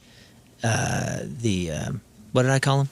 Non-functional or functional beer. Functional beer. Some non-drinkers would rather just have something different, like a sparkling water or a Diet Coke, than feel the need to have a fake beer to fit in socially. But I, for one, just like me, a Guinness. I do too. I not a Guinness necessarily, but I had a NA beer like during Dry July, just to kind of have one. Yeah. And it was great. Yeah, Guinness. They've really perfected the taste. They did, dude. What's They figured it out. Funny, though, is Some I'll of have a sip of that, because the NAs are great, and then you don't realize that your breath still smells like the Still same smells. as But that's part of the fun. I guess so.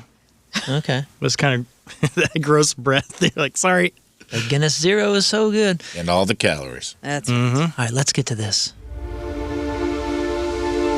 This is the Ememorium that he's referring to. If you don't recognize the music, This. this is the thing. Ememorium is a lot like the Oscars Ememorium. If you guys are unfamiliar, I'll take some things that we talked about this week. Maybe it's topics. Could be trolls, could be us, could be anything, really, honestly. Most of you aren't listening close enough. I could just make up something we didn't even talk about. You wouldn't know. I know what you're talking about. You wouldn't know. Not you guys. Well, some of you guys. Maybe. Oh, darn it. Oh. The Ememorium is sponsored by non-alcoholic Willie's Remedy. Thank you. Get high, don't get low. So let's just get started. I haven't done a rapid fire Ememorium in a while, so let's do that. I got a lot of little quickies here. We'll rip them off, and then we'll do real RIPs, and then we'll get one of the Sklar brothers in here. How's that sound, Ooh, everybody? Lovely. Let's get started. First up, remembering the Alamo's Pee-wee. I went to the Alamo last weekend. I came back, talked to you guys about it. Turns out Pee Wee Herman's bike, which does actually reside at the Alamo, believe it or not. I wasn't the only P or wee action at the Alamo last weekend. Oh. You know what I remembered at the Alamo? What? To hydrate. Specifically the part where I may or may not have peed on it. I don't want to say on the air because that's crime.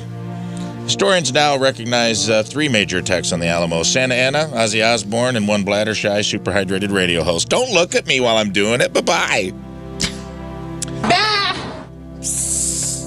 Next up, horny pilgrim ghosts. Oh.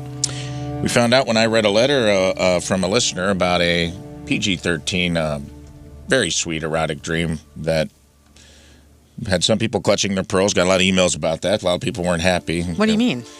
It's just interesting what our listeners like and don't like. So we're like, it just made me very uncomfortable to hear this. It was a very, very PG-13 thing, and I'm like, sorry, we'll bring back Freak of the Week where we read different ways of people to eat each other's poop. It doesn't seem to bother anybody. I know, they are particular. Very particular about what they clutch their pearls about. But hey, what are you going to do? That's the nature of pleasing everybody. But for horny, we found out at the end of that somebody had a little naughty dream of their own over here. Somebody's dreaming about horny pilgrim ghosts. Good news in the underworld of dead, undersexed Quaker Oats men. Because somebody's got the hots for you. I do, in the oatmeal aisle. The oatmeal aisle's just add water, and I think the water's coming from somebody's panties. What? Okay. Clean up on aisle 6. Give me the waves. Hit it. No. He don't have the button ready. Do it. Get the button ready. Oh, the button's always ready. Yes, I have tranquil panties. Well, you were sleeping. It takes a while. This is actually what my white noise sounds like. There we go. Clean up on aisle 8. My noise is coming from your crotch. Anyway, if you're an undersexed Quaker Oats man, you don't have to be no more because Lerna's having ghost dreams where she's giving you her Mayflower. You know what I'm saying? Come on. She's letting you put your Nina in her Penta until you scream, Santa Maria! 1, 2, buckle your shoe. 3, 4, you're about to score. Don't be afraid. Just land on her Plymouth and get your rocks. Bye-bye. Goodbye. Next up, snack cake safety. Guys, we had an article this week, farewell to thousands of dollars worth of stolen Little Debbie snacks. Is anything sacred anymore? No. Somebody pulled a snack cake heist, which is wild to me. Somewhere there's now a cartel kingpin sitting on 14 pallets of oatmeal cream pies waiting for the street value to peak.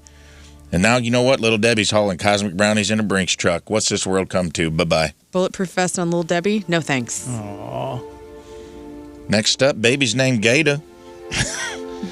We found out this week there's some new names in town for baby names when we went over a list.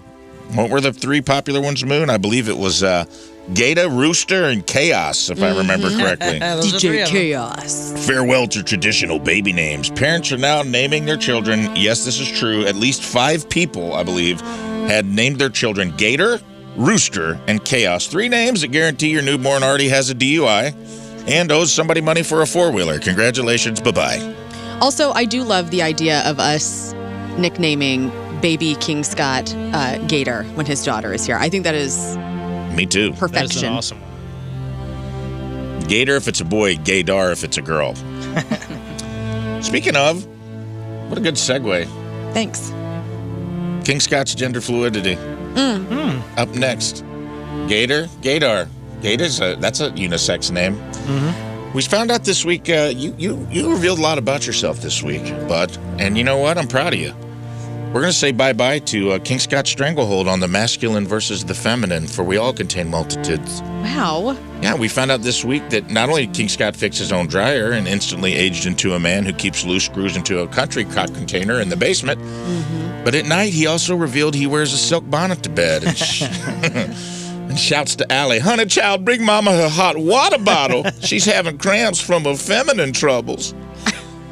By day, he's a rhinestone cowboy with a crescent wrench radio producer. By night, he's somebody's auntie who just put the potato salad in the fridge and went to watch her stories. That's right. Y'all can clean up the rest. Bye-bye.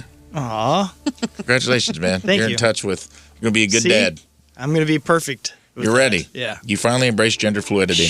That baby girl is going to have everything she needs for that hair, and she better have that long hair. My goodness. Yes. And speaking of identity fluidity, You're out. next up, Jimmy Buffett versus Warren Buffett. Who are these guys? Yes, they are different guys.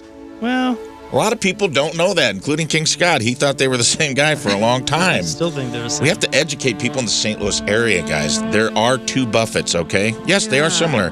Here's the best way to tell them apart, okay?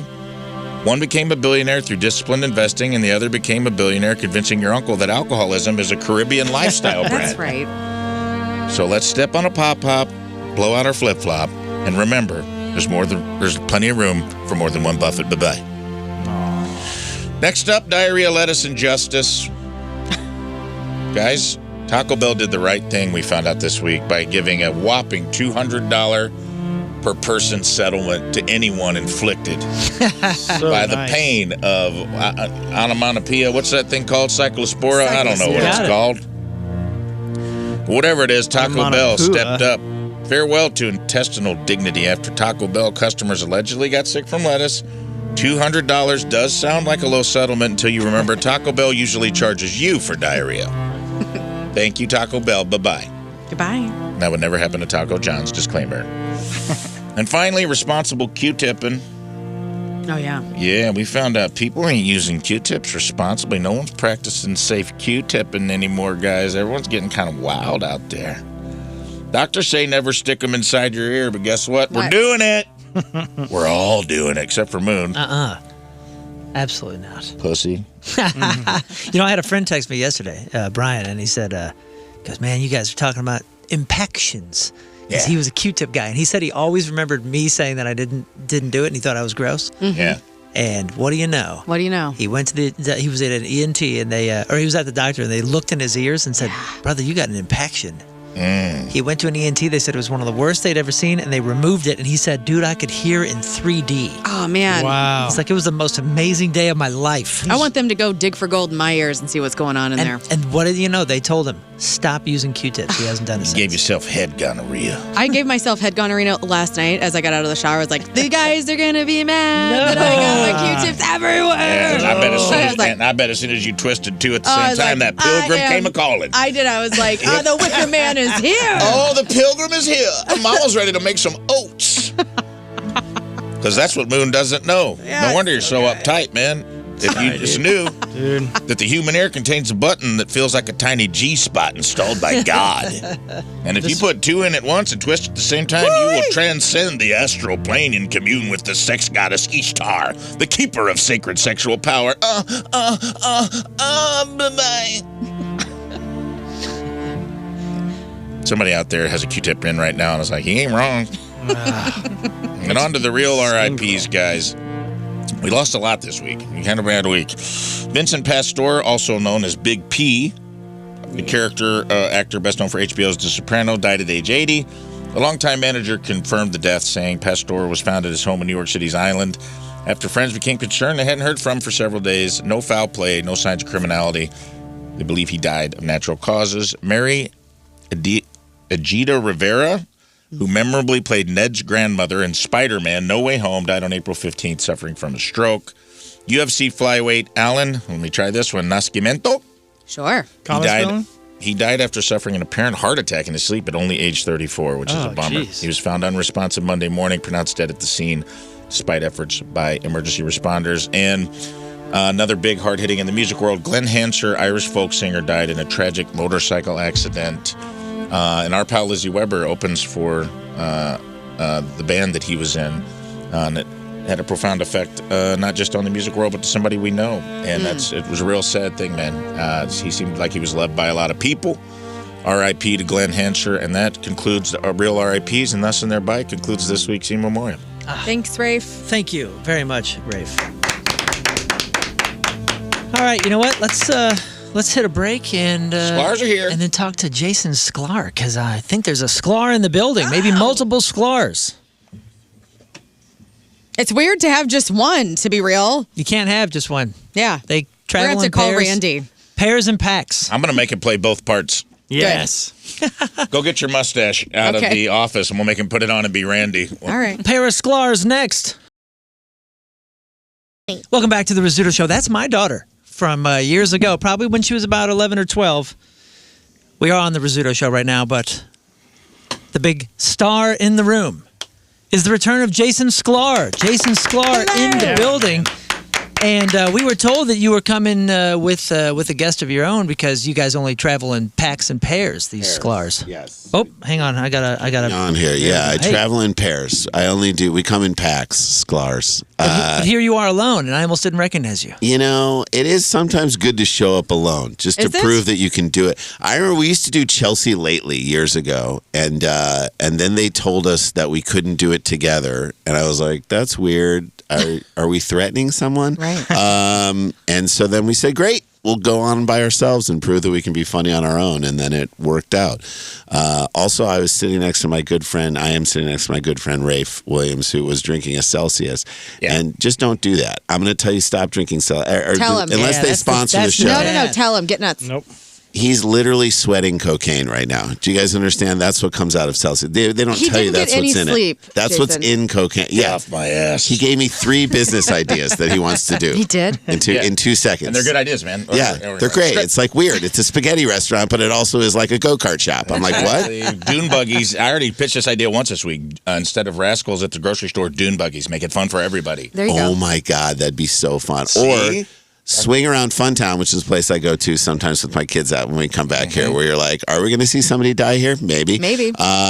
And I think that instead of the go-karts racing, they should replace those with the jazzies. You know, those little rascals. Agreed. Heck yeah. See, Celsius makes good ideas. You just have to sweat through it. That's right. That's their tagline. Sweat through it. Celsius. Just Celsius. sweat through it. Just sweat through it. Wipe your front teeth and have a good day. Don't call 911.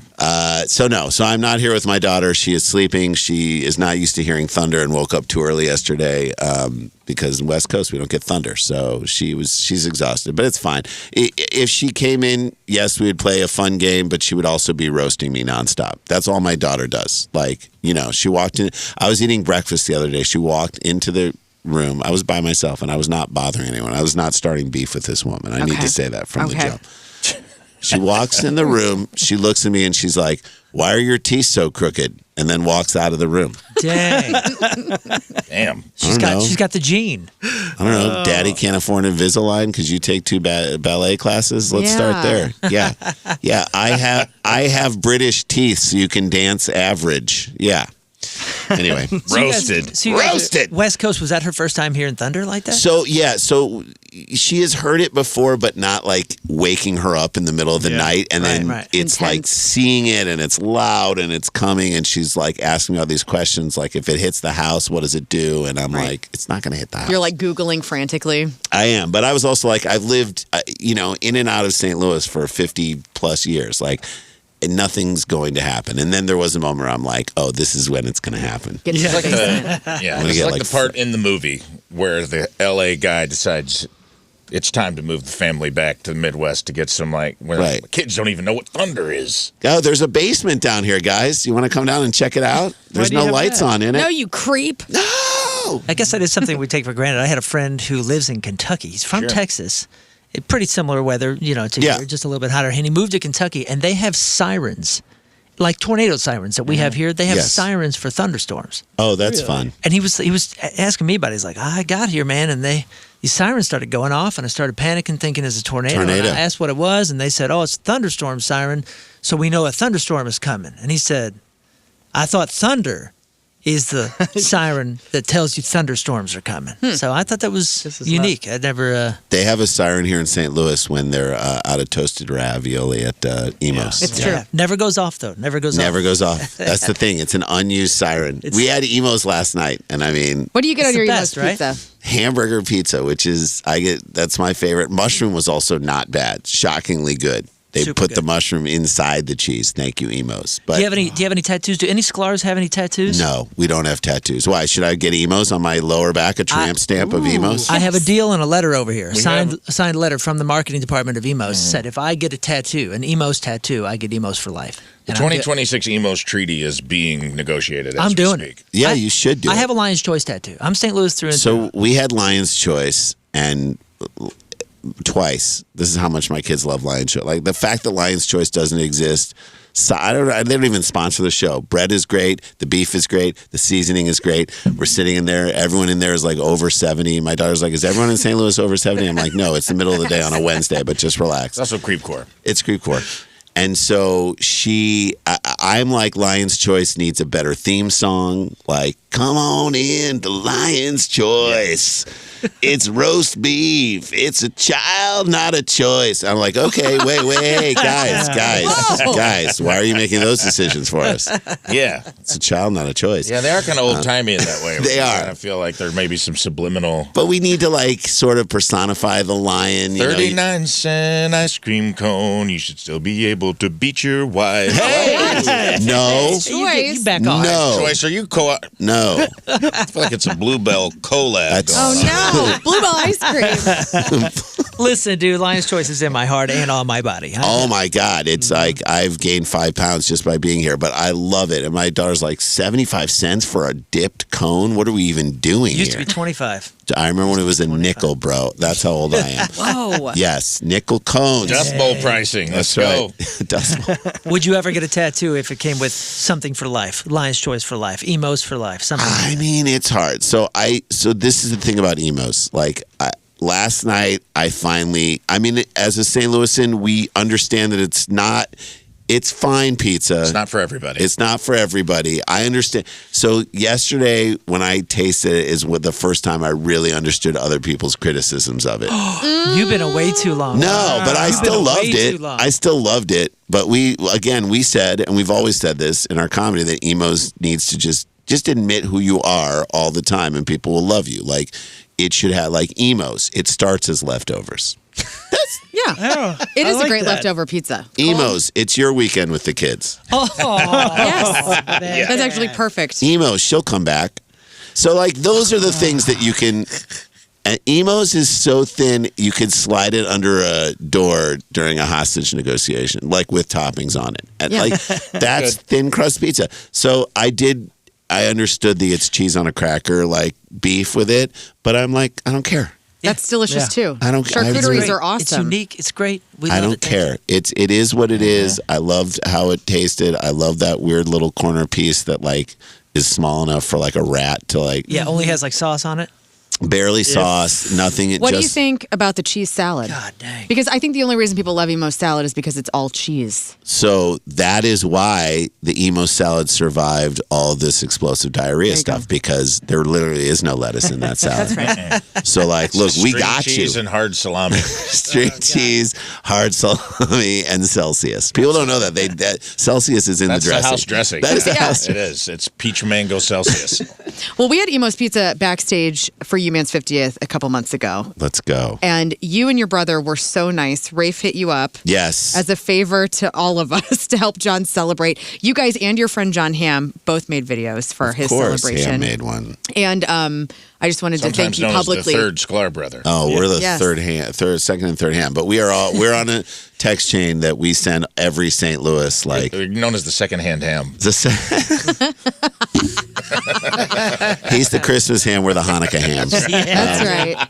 Wait, but we did do that, and it was so fun, and I'm so happy for him, for John. I mean, John Hewlett is like the voice of our morning radio from growing up. I mean, he was in the morning zoo. The as far as I'm concerned, the only morning zoo in America. I'm not a big fan of zoos in general. I think it started in St. Louis with J.C. Corcoran and John Hewlett. JC, we came back and we were doing stand-up here in town, and we got to go on the radio with J.C. Corcoran, and it was like, for us, you know, growing up listening to that show and listening to him and Hewlett, it was like a big deal for us. So we've always felt that way with John. Yeah, and he's the voice of the Cardinals, and you guys are two of the biggest Cardinals fans I've ever heard of. I love the Cardinals. I'm wearing my Cardinals hat in here today. You can spot it on if you're watching the live feed.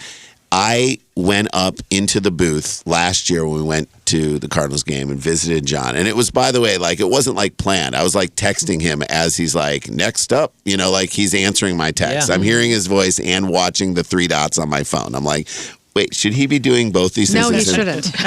He answers the text. He says, come up to the booth. And I'm like, where do we go? And he's like, it's just, you know, it's St. Louis. Just walk past people. And I'm like, okay. So we get upstairs, we knock on the door, we come in, and he's in there, and the organist is there.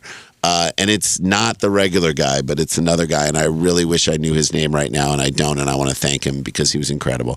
So my daughter's with me at the time, and she sits down. The guy says, do you play piano? And she's like, yeah. And so they start, he's like, No. He's teaching her, da-da-da-da-da-da, and he teaches it to her, like, silently in the room.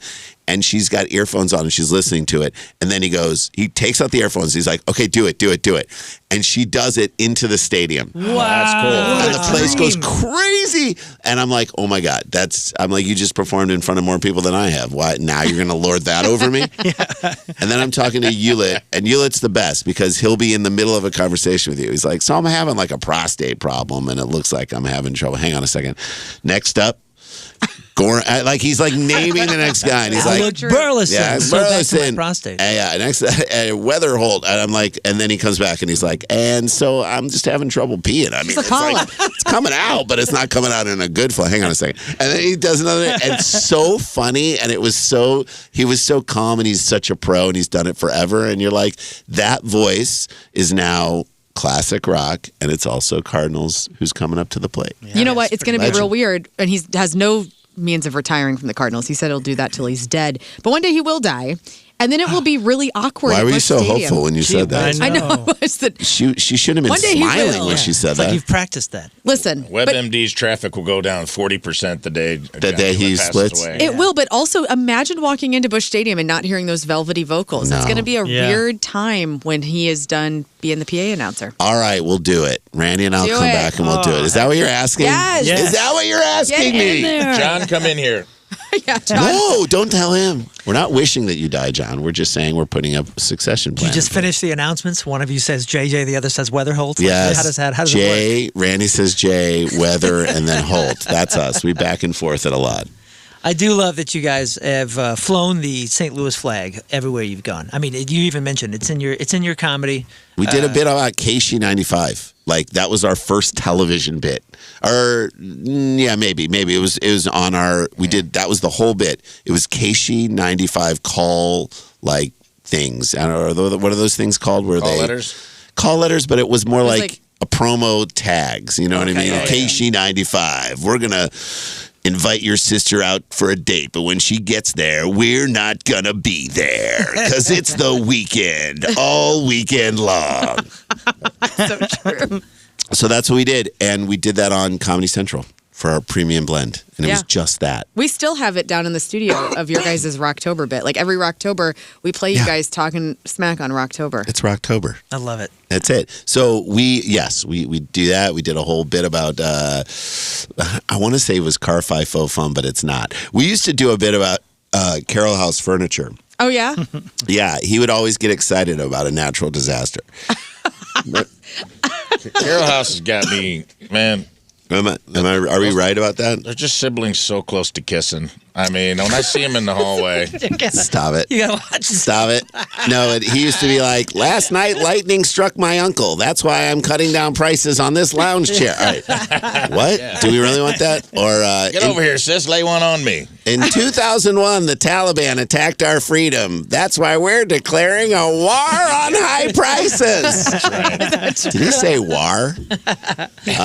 So we love it. We're obsessed with it. We put it in our comedy. So yes, to answer your question, St. Louis is, we rep it hard. We love it. Anytime we seek out other St. Louis people in LA. I mean, obviously, Ham has like been an old friend of ours through the years, through LA and comedy. But he's the kind of guy who also loves St. Louis. Loves, like, comes back. If the Cardinals ask him to do something, does it. Like, he also is like the most generous person. I remember I was with my son and he, I just called John. I was like, hey, man, are you going to the Blues game tonight? Because the Blues were playing the Kings. And I was thinking about getting tickets just to take my son. He's like, yeah, you need tickets? And I was like, oh, I was going to go get some. He's like, no, you're not getting tickets. I'm in a box with like all these people. Come, you just join us in the box. And so we came up. He's that kind of guy. He's just a lovely, wonderful St. Louis, like, beacon of light. And so we're like, can we be a less bright beacon of light? Can we be next to you? Can we stand in your light? When you're taking those St. Louis bits, I mean, those are pretty St. Louis specific, and obviously we go over gangbusters here, but does it do well everywhere? I mean, I guess you're just kind of explaining it. Yeah, you just give context. I mean, that's all. To me, that's why. So we do a lot of parenting material in our comedy, and people who aren't parents love our bits because you just give the context. It's your job in the setup to bring everyone up to speed.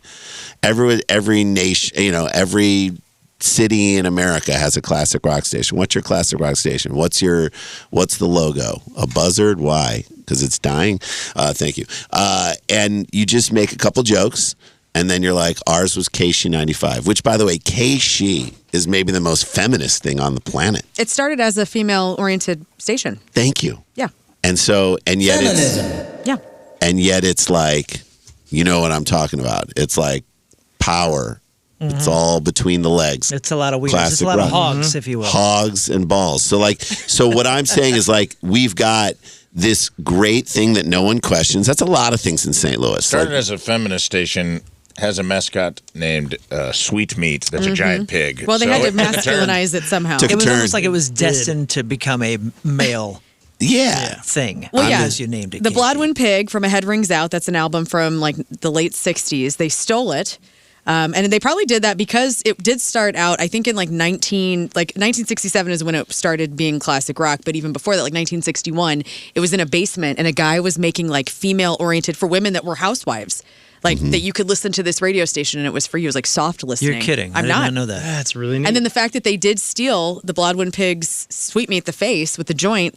I mean, yeah, they needed to have some sort of pig to element to really balance it out because otherwise would men listen to a she station? The fact that they didn't even change it to like K-Rock or whatever it was, they just kept it at K-She and they're like, this is what it is. And we all just, I hear K-She, I think classic rock. We accept. Mm-hmm. We accept, we just make it what it is. And it was the biggest thing ever. Like, Radio Rich Dalton would have gotten mobbed at like a Spencer Gifts back in the day. You know what I'm saying?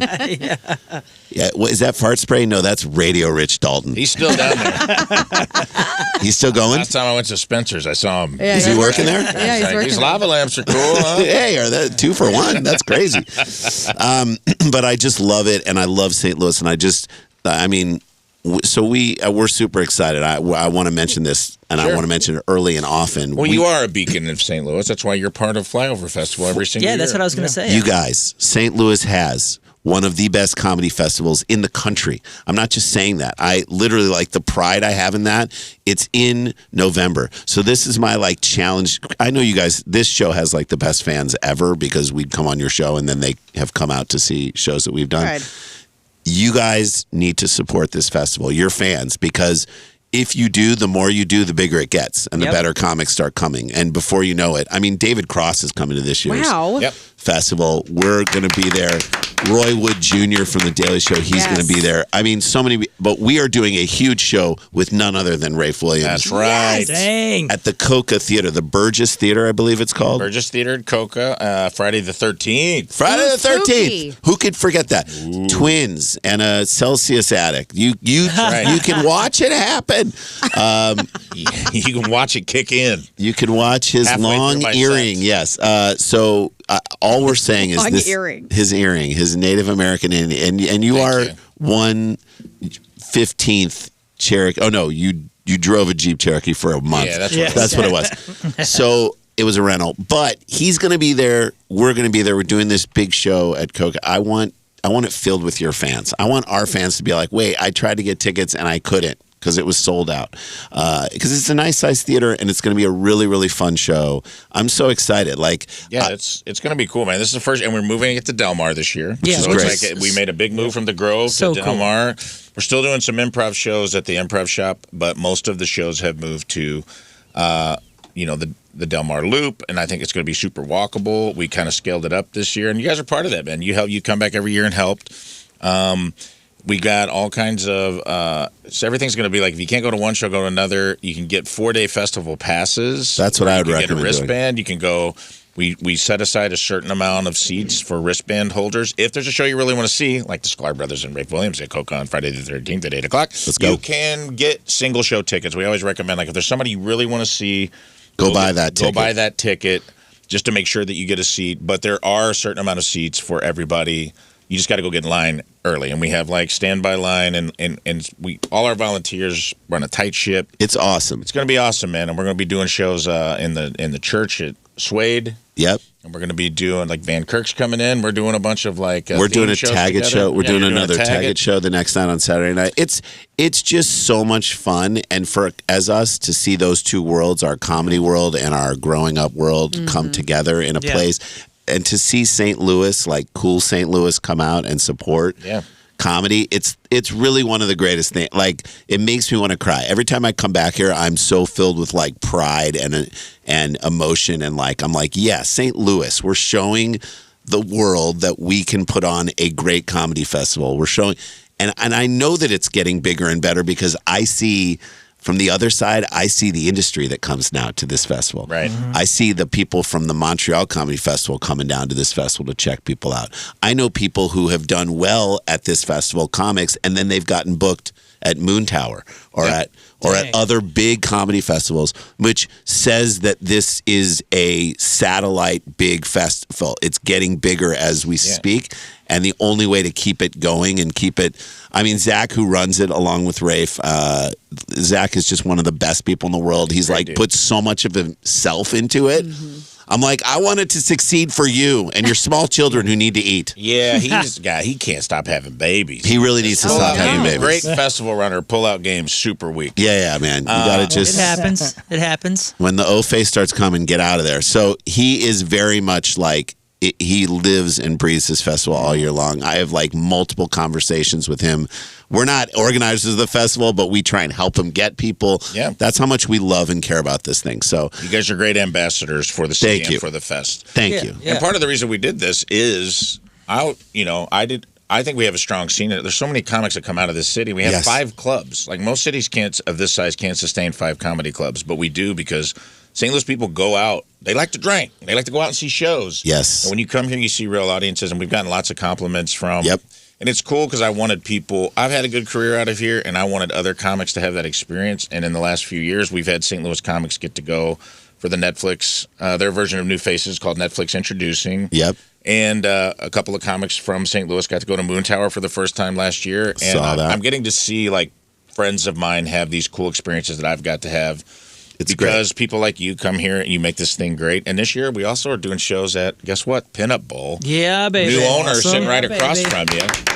And we're going to commentate. Randy and I are we're going gonna to... we're gonna do an event there where you can come watch the Comics Bowl while the Sklar brothers completely roast them. roast them mercilessly. Bring your harass daughter. the athletes. Sounds I'll bring like my she's daughter. set up She'll for roast it. me and I'll roast them. It's so much fun. And obviously, the goal is eventually to reignite the Veil Profit Fair.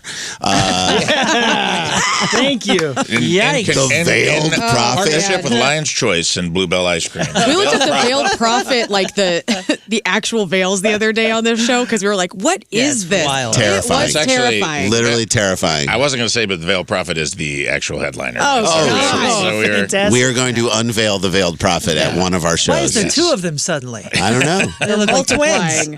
The Veiled Prophet. I mean, it's terrifying. You're like, is this going to be a human sacrifice? Yes, it is. That's I what it did looks see like. James Brown live at the Veiled Prophet Fair Worth it. underneath the arch, and my guy would start sweating from his belt line up to his nipples, and when it got to his nipples, he did an outfit change. You know why? Because he only had Celsius on the man. writer. Yeah. Celsius. James Celsius Brown. was on the rider. James Brown had Celsius before it came out. James Brown was so he was so good. He didn't have Celsius. He had Fahrenheit. He did. That's how good. I did the favorite. It was so awesome. That was such an. I mean, like 100,000 people. There were so many people under the arch. If we can bring that many people out to the Veiled Prophet Fair, we can sell out all these shows. I'm Let's just saying. do Super it. cool. Yeah. November 11th to the 15th. That's right.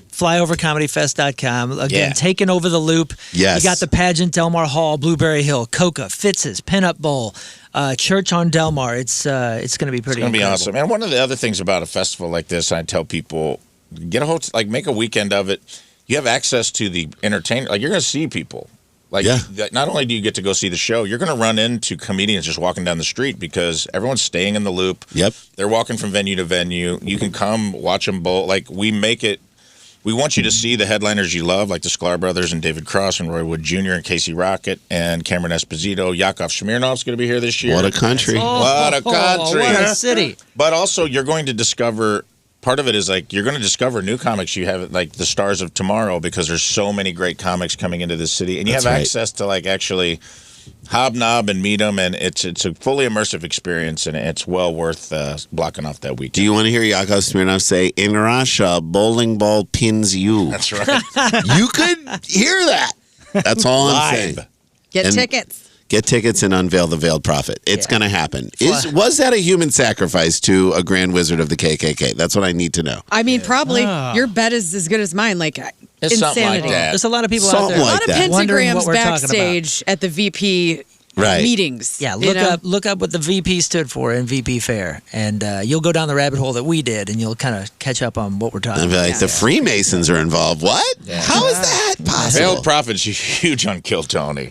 He's crushing it down there. Oh, yeah. Doing great sets. 1 minute at a time. Gotta Do we love have it. we have you for a couple more minutes? Yes, of course. Yo, let's play a game. I got to take a break, but let's do just the two of us and see how all of us St. Louisans match up with each other. Love it. All right. Welcome back to the Rizzuto Show. Rizz will be back in on Monday. Until then, though, we're hanging out with Jason Sklar. Yes. Thank you. I meant to clap. I like David that David better. Lee Roth The one first one was better. He wanted to be a part of it as well. So Are you watching the footage of him performing lately? Oh, It- yes. before he canceled the rest of the tour? Yeah. You mean? Yeah. We went to It's- see him last year, Jason. That's Excuse all me. right. All good. How was he? He was excellent to some of us. Come on. Yeah. I reached down between my was- legs, get Pull my the seat Viagra. back. What? No, he is that. He's really having trouble. It feels to me like to get the voice all the way up. I mean, that's the problem. And this is the thing. If you are the most vibrant, like doing the splits in the air, crazy guy, you can't get old. Like, Yeah. my thing is, if you look really, really good when you're young, then you're gonna eat it when you're old. That's the thing. You can't look too hot. You can't be too hot when you're young. That's why, as I take pride in the fact that I always, and my brother and I can say Randy by proxy, we always looked average. So now, as we're getting older, they're like, "You guys look good." I'm like, "Yeah." You've done a bit about this before, right? Didn't you have a couple actors that you talked about back in the day? No, but I did. Too I good-looking? do remember talking to Chris Rock about it, and he was like, "Man, you cannot get old." And I'm like, "Damn, he's right." He's like, "When you get old, it gets sad." I'm like, "He's right. You got to look kind of bad as you're coming up, and then when you're old, Get it together. people are like, he looks good. Yeah. He I'm looks hoping. good."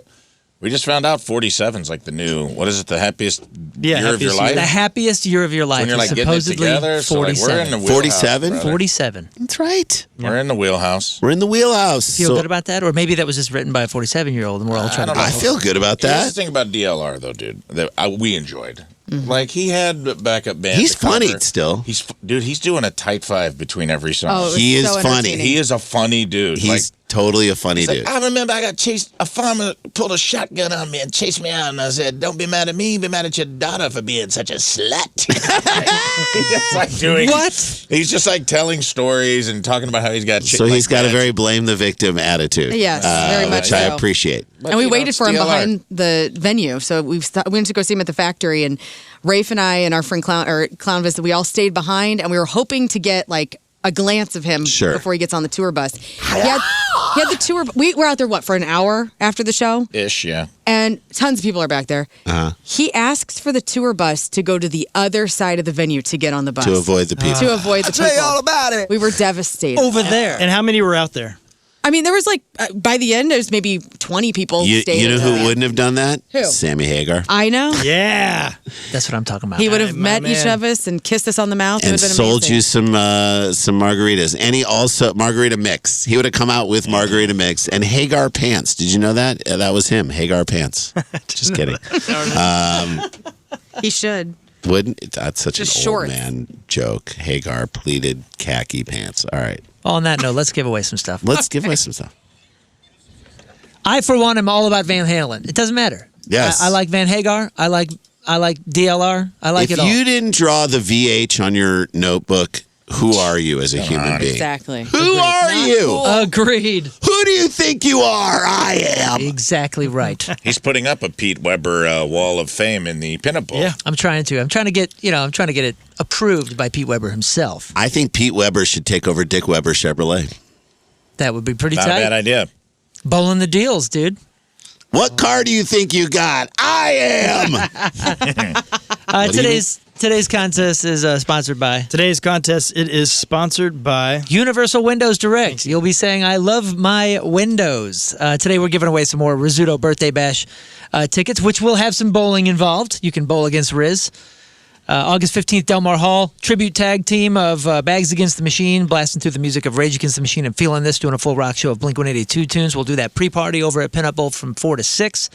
But tickets can be yours. Also, Candlebox, September 17th at the Pageant, and Baby Metal with Hailstorm, September 21st at Hollywood Casino Amphitheater. Today, we're playing just the two of us with Jason Sklar, because after all, we are all St. Louisans, proud St. Louisans, deep-rooted St. Louisans. Damn right. And we should have the same mind. We all love emos. We all love Lion's Choice. Yes. And we're gonna see. Flotkins. We're gonna see how we do. We'll get some people on the line. They will pick.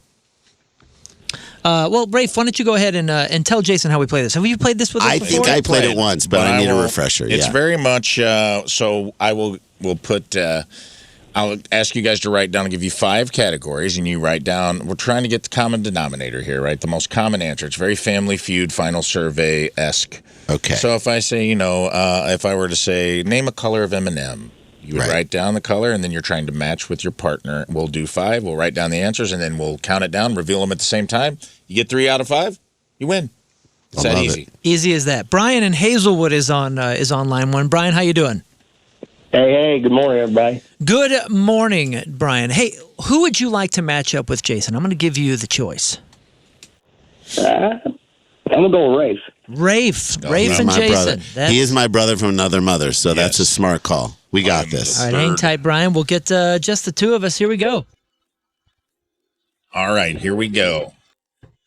Jason, name a superhero sidekick. Just the two of us. Brother. Just the two of us. Name a famous Muppet. Just the two of us. Name a Pixar movie. Hold on. I'm writing jokes in there, too. Oh. Okay. All right. Name a famous black and white cartoon character. It almost got difficult at the beginning. I'm glad you said it in white. Famous black and white Hey. cartoon character? Yes, a black and white cartoon character. Ooh. And finally, name a Disney movie side character. Side piece from a Disney. Side piece. Disney movie side. Wow. piece. Disney main- movie side. Well, side piece character from one of the famous Disney cartoon films. Any film. I'm trying to think how old your kids are. This one's confusing. We're going to do what we can. Okay. I feel pretty good about it. Okay, tickets are on the line for Brian and Hazelwood. I think we got 3 in here, Brian. All right, dude. All right. Lauren's going to count us down, and we're going to look deep in each other's eyes, realize we are related, We are so related. and we're going to say these at the same time, and we're going to blow St. Louis away, and we'll do jokes in between. I just, by the way, have to say how much I love seeing Rafe, like on a regular basis. So much so that he's coming to Ann Arbor to do comedy with us in the fall. Yeah, Our that's other awesome. hometown. And go to a Michigan game, maybe? Yo, we're going to I a hope, Michigan dude. game. I've never You're going to been. stand on the sidelines for pregame. Dude, I'm so pumped. Really? Yeah, we're going to. It's the greatest, dude. Just finding this out real That time. Yes. Hard as a rock right now. Congrats, It's man. so cool. Big house. It's crazy. Do not look down. It is very swollen down there. Hey now. Okay. Here we go. Hardball. I got a raging hardball. You got a hardball. All right. Hey now. All right. Never mind my raging hardball. Let's win tickets. Okay. All right. On the count of 3, name a famous superhero Learn, count 'em down. sidekick. 3, 2, 1. Robin. Oh, Come Way on. to go. There Best we knew it. friends. We knew it. Ding, 1 for 1. It's looking good so far. All right. Which, Next. by the way, Robin, like, I was like, does he get like health benefit? Like, he needs to get a lot. Like, I'm guaranteeing you, he was underpaid, Oh, for sure. and that too. Like, I mean, does it he was live the in the whole- Bat Cave? Like, does he have his own place? Like, where is Robin in this Can whole you even mess? have a ward anymore? No. You can't just take. Well, I guess Epstein Island had a lot of them, but Yeah, I probably. think Batman treated Robin better than that. Well, We hope. Robin did seem young. That's all I'm going to say. Yeah. I- Probably no bennies for Robin. Kevin Spacey was sniffing around. That's all I'm trying to say. Oh, Lord. There was a house of cards out there, guys. Just doing my Next. best. All right, next up, name a Muppet. 3, 2, 1. Miss Kermit. Piggy. Oh, I thought we were going. She was the original Sweetmeat. I thought we were staying on the Sweetmeat theme. Okay. That was a good That was call. a good call. I We like did the talk train of about thought. pigs. Yep. It's a good Pigs train were of in thought. there. I on had me. Kermit, though. That's Yeah, on me. Ray- I Ray- ain't Kermit. I thought Kermit, and then I Kermit, thought Miss Piggy, Fuzzy Bear, Gonzo. Top 4 answers. Animal. Here's where we Also come good. back. Love Animal. Animal. Good drummer. Solid drummer. Very good drummer. Solid. Like, as far as drumming, he wasn't Neil Peart. Neil Peart of Rush, who a lot of people don't know this, created Pert and Pert Plus. Give me some. Give me some. He also said on a hand. Okay. Thank And then, you. all right. May he rest in peace. All right. Neil 3. Pert, may he rest in peace. You know.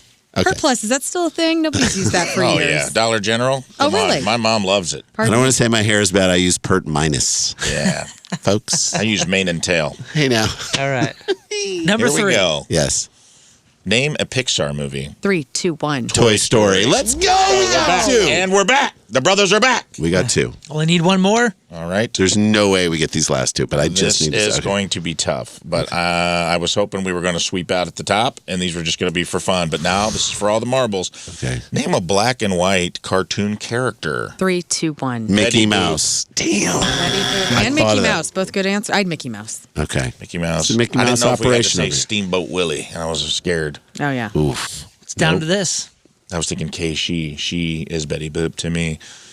I think we get this. Let's lock in on this. Ready? Lock in.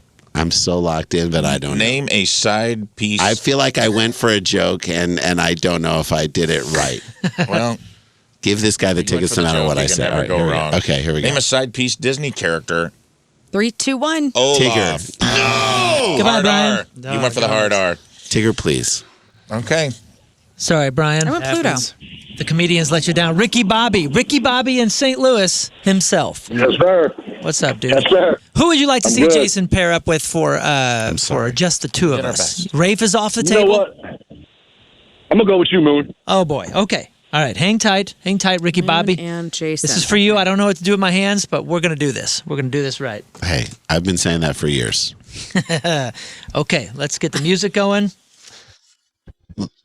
All right. Moon and Jason Sklar. Lock in and tell me, besides a peanut, name any other nut. Number 2.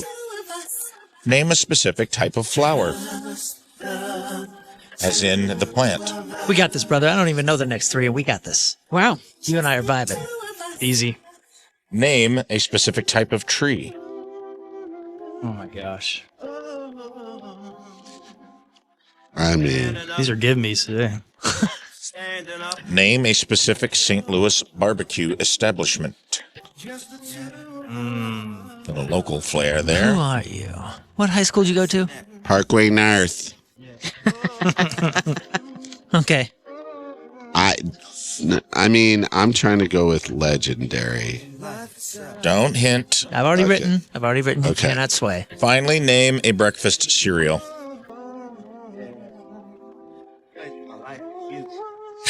All right. This one comes Watch up a lot, this. but it's always different. Ricky Bobby's going wherever he wants. That's what I'm saying. All right.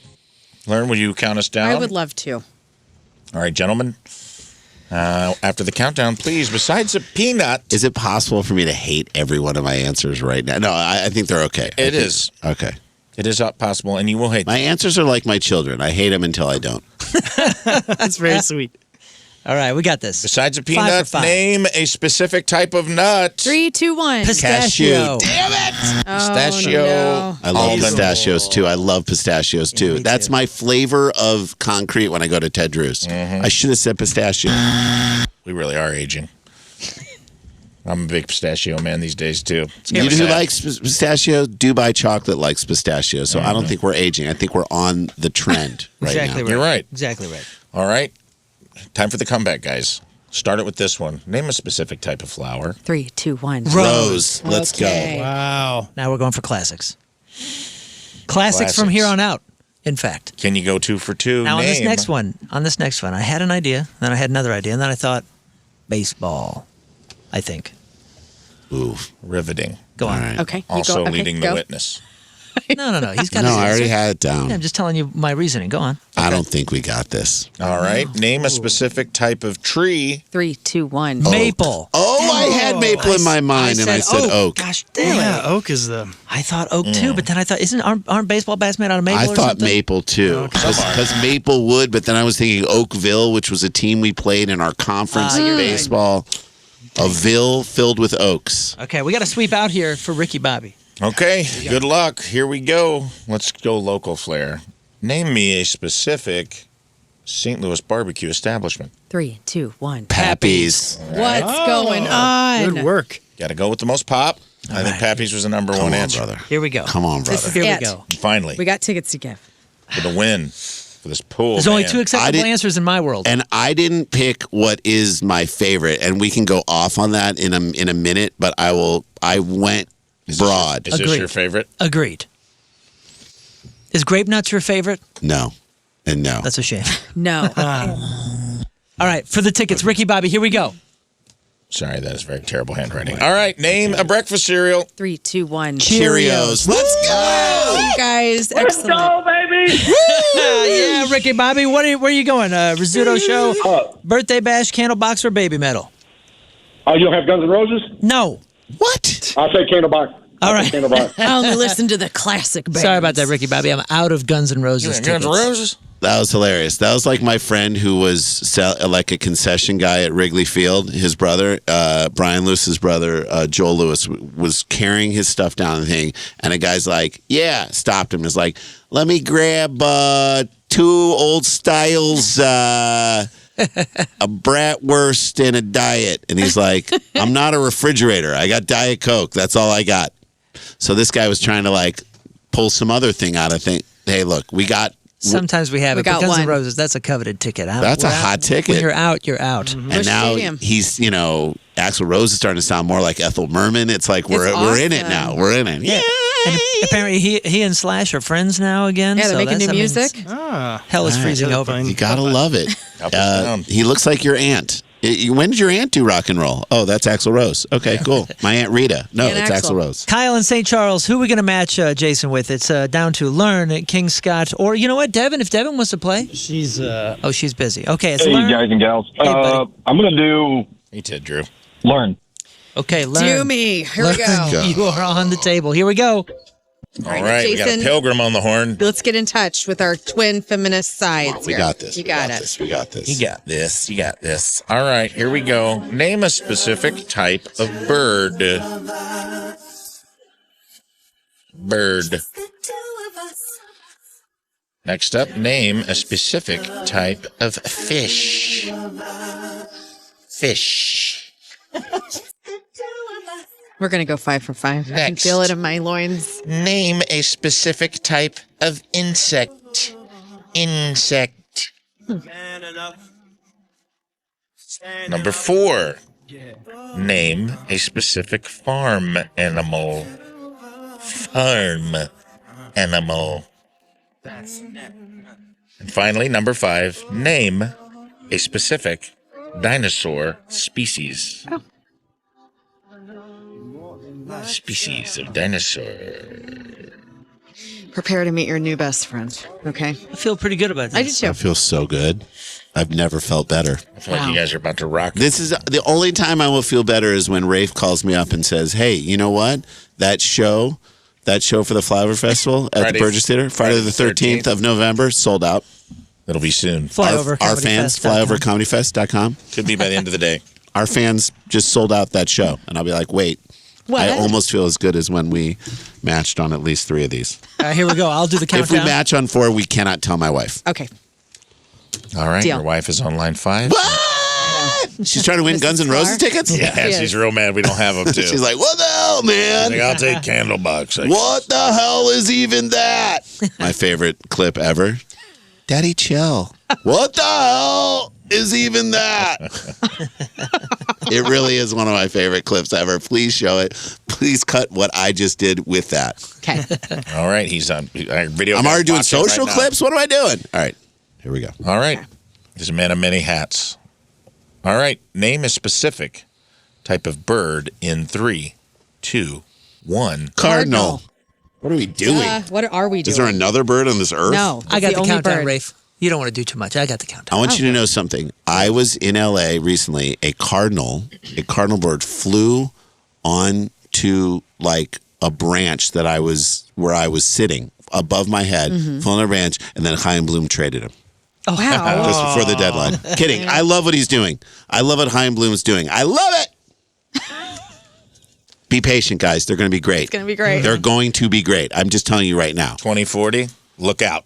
We will be great. It's hard to be patient. It is hard to be patient. You know what you need? What? You need a little patience. That's what my Aunt Do Rita we have says. tickets? Yeah. Is he becoming Ethel Merman? Is Axel here? Okay. Okay. Can you go 2 for 2? We got a point on the board already. There's a point on the board. I don't think we got this. We forgot what game we're playing, Oh. Yeah.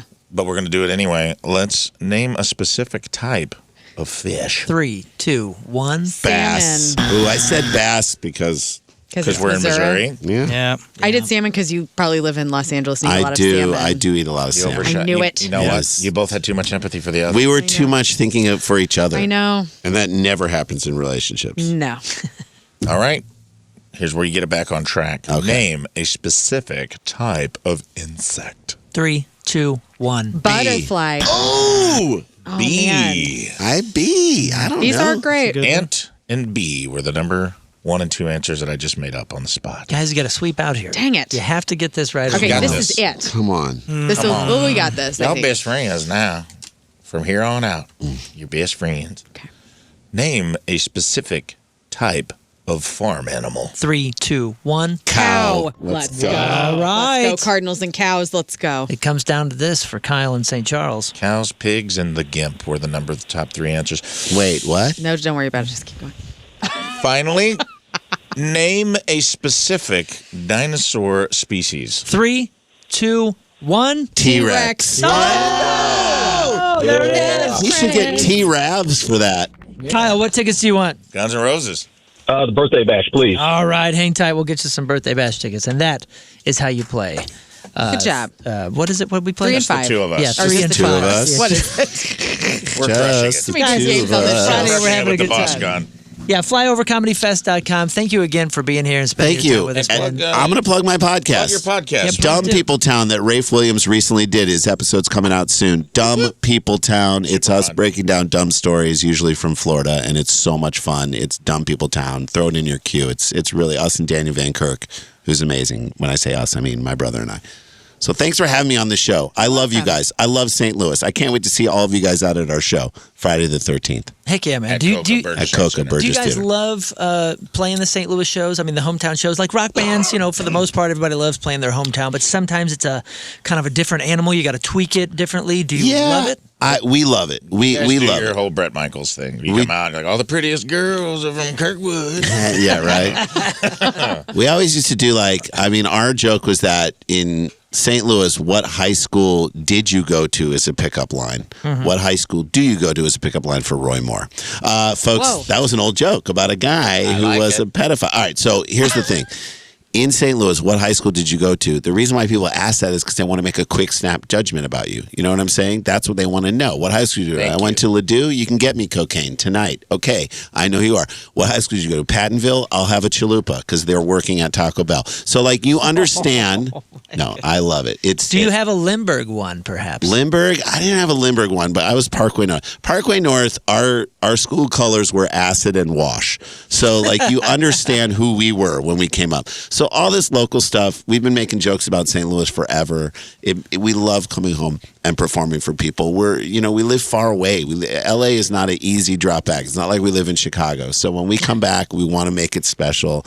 And every time we come back, we try to get everybody out who we love, who we haven't seen for a long time, friends we've collected through the years, through these doing stuff like this, and friends from our high school and growing up. So it ends up feeling like a huge party when we come back. That's great. Yeah, That's wonderful. Heck yeah, man. So come party November 13th, 8 o'clock. Proud to have you and your family represent St. Louis. We even met your parents, man. You got the Yeah. coolest you. family. Thank Jason you. Sklar, thank you very much. Thanks for being here, man. Thank you.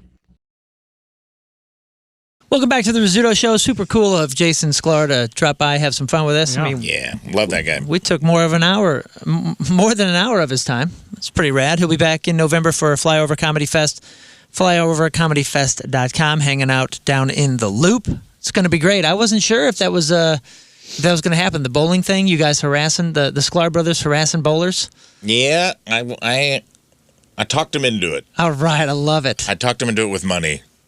Oh, nice. Yes. It's the easiest Good way. way. No, they're actually doing it out of the kindness because they do stuff like at Moon Tower. There was a 9-hole golf course, and the comedians come out and play, and the Sklars would sit. And it was one of those courses where all the tee boxes were kind of at the clubhouse, hitting in different directions. So Right. you'd have to see them 5 times in 9 holes, and you can't get away. It's a par 3, 80-yard holes, so you don't get far enough away to get away from the ridicule. You're Right. putting, and they're talking trash to you.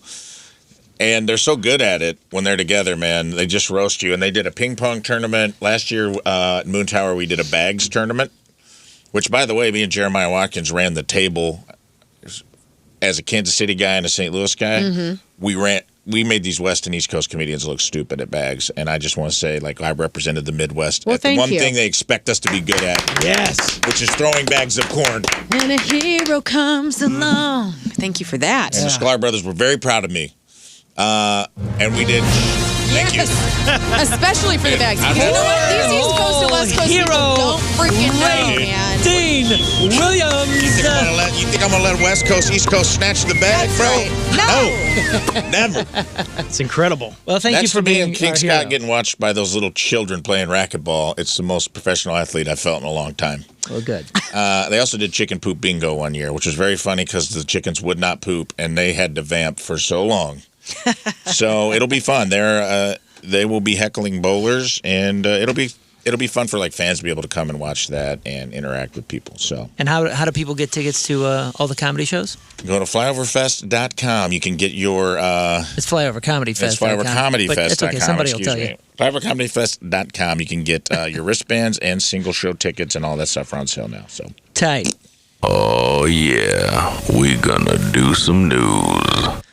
If you got stuck on I-44 yesterday, here's what happened. I saw a lot of video of this, Yeah. and in fact, our bass player got stuck in it. Water main burst underneath Highway 44 near Highway 141 in Valley Park, sending water shooting through the pavement and forcing MoDOT to shut down part of the interstate during That'd be fun. during the afternoon rush. Yeah, drivers reported sitting in traffic for hours while crews worked to stop the flooding and assess whether the road underneath it actually had been damaged. Some witness even said that the water was launching rocks and chunks of pavement into the air. Wow. Making it too dangerous to let traffic through. Thankfully, no reports of serious injuries or any of that. It's just another reminder of how fragile some of our infrastructure has become and can become.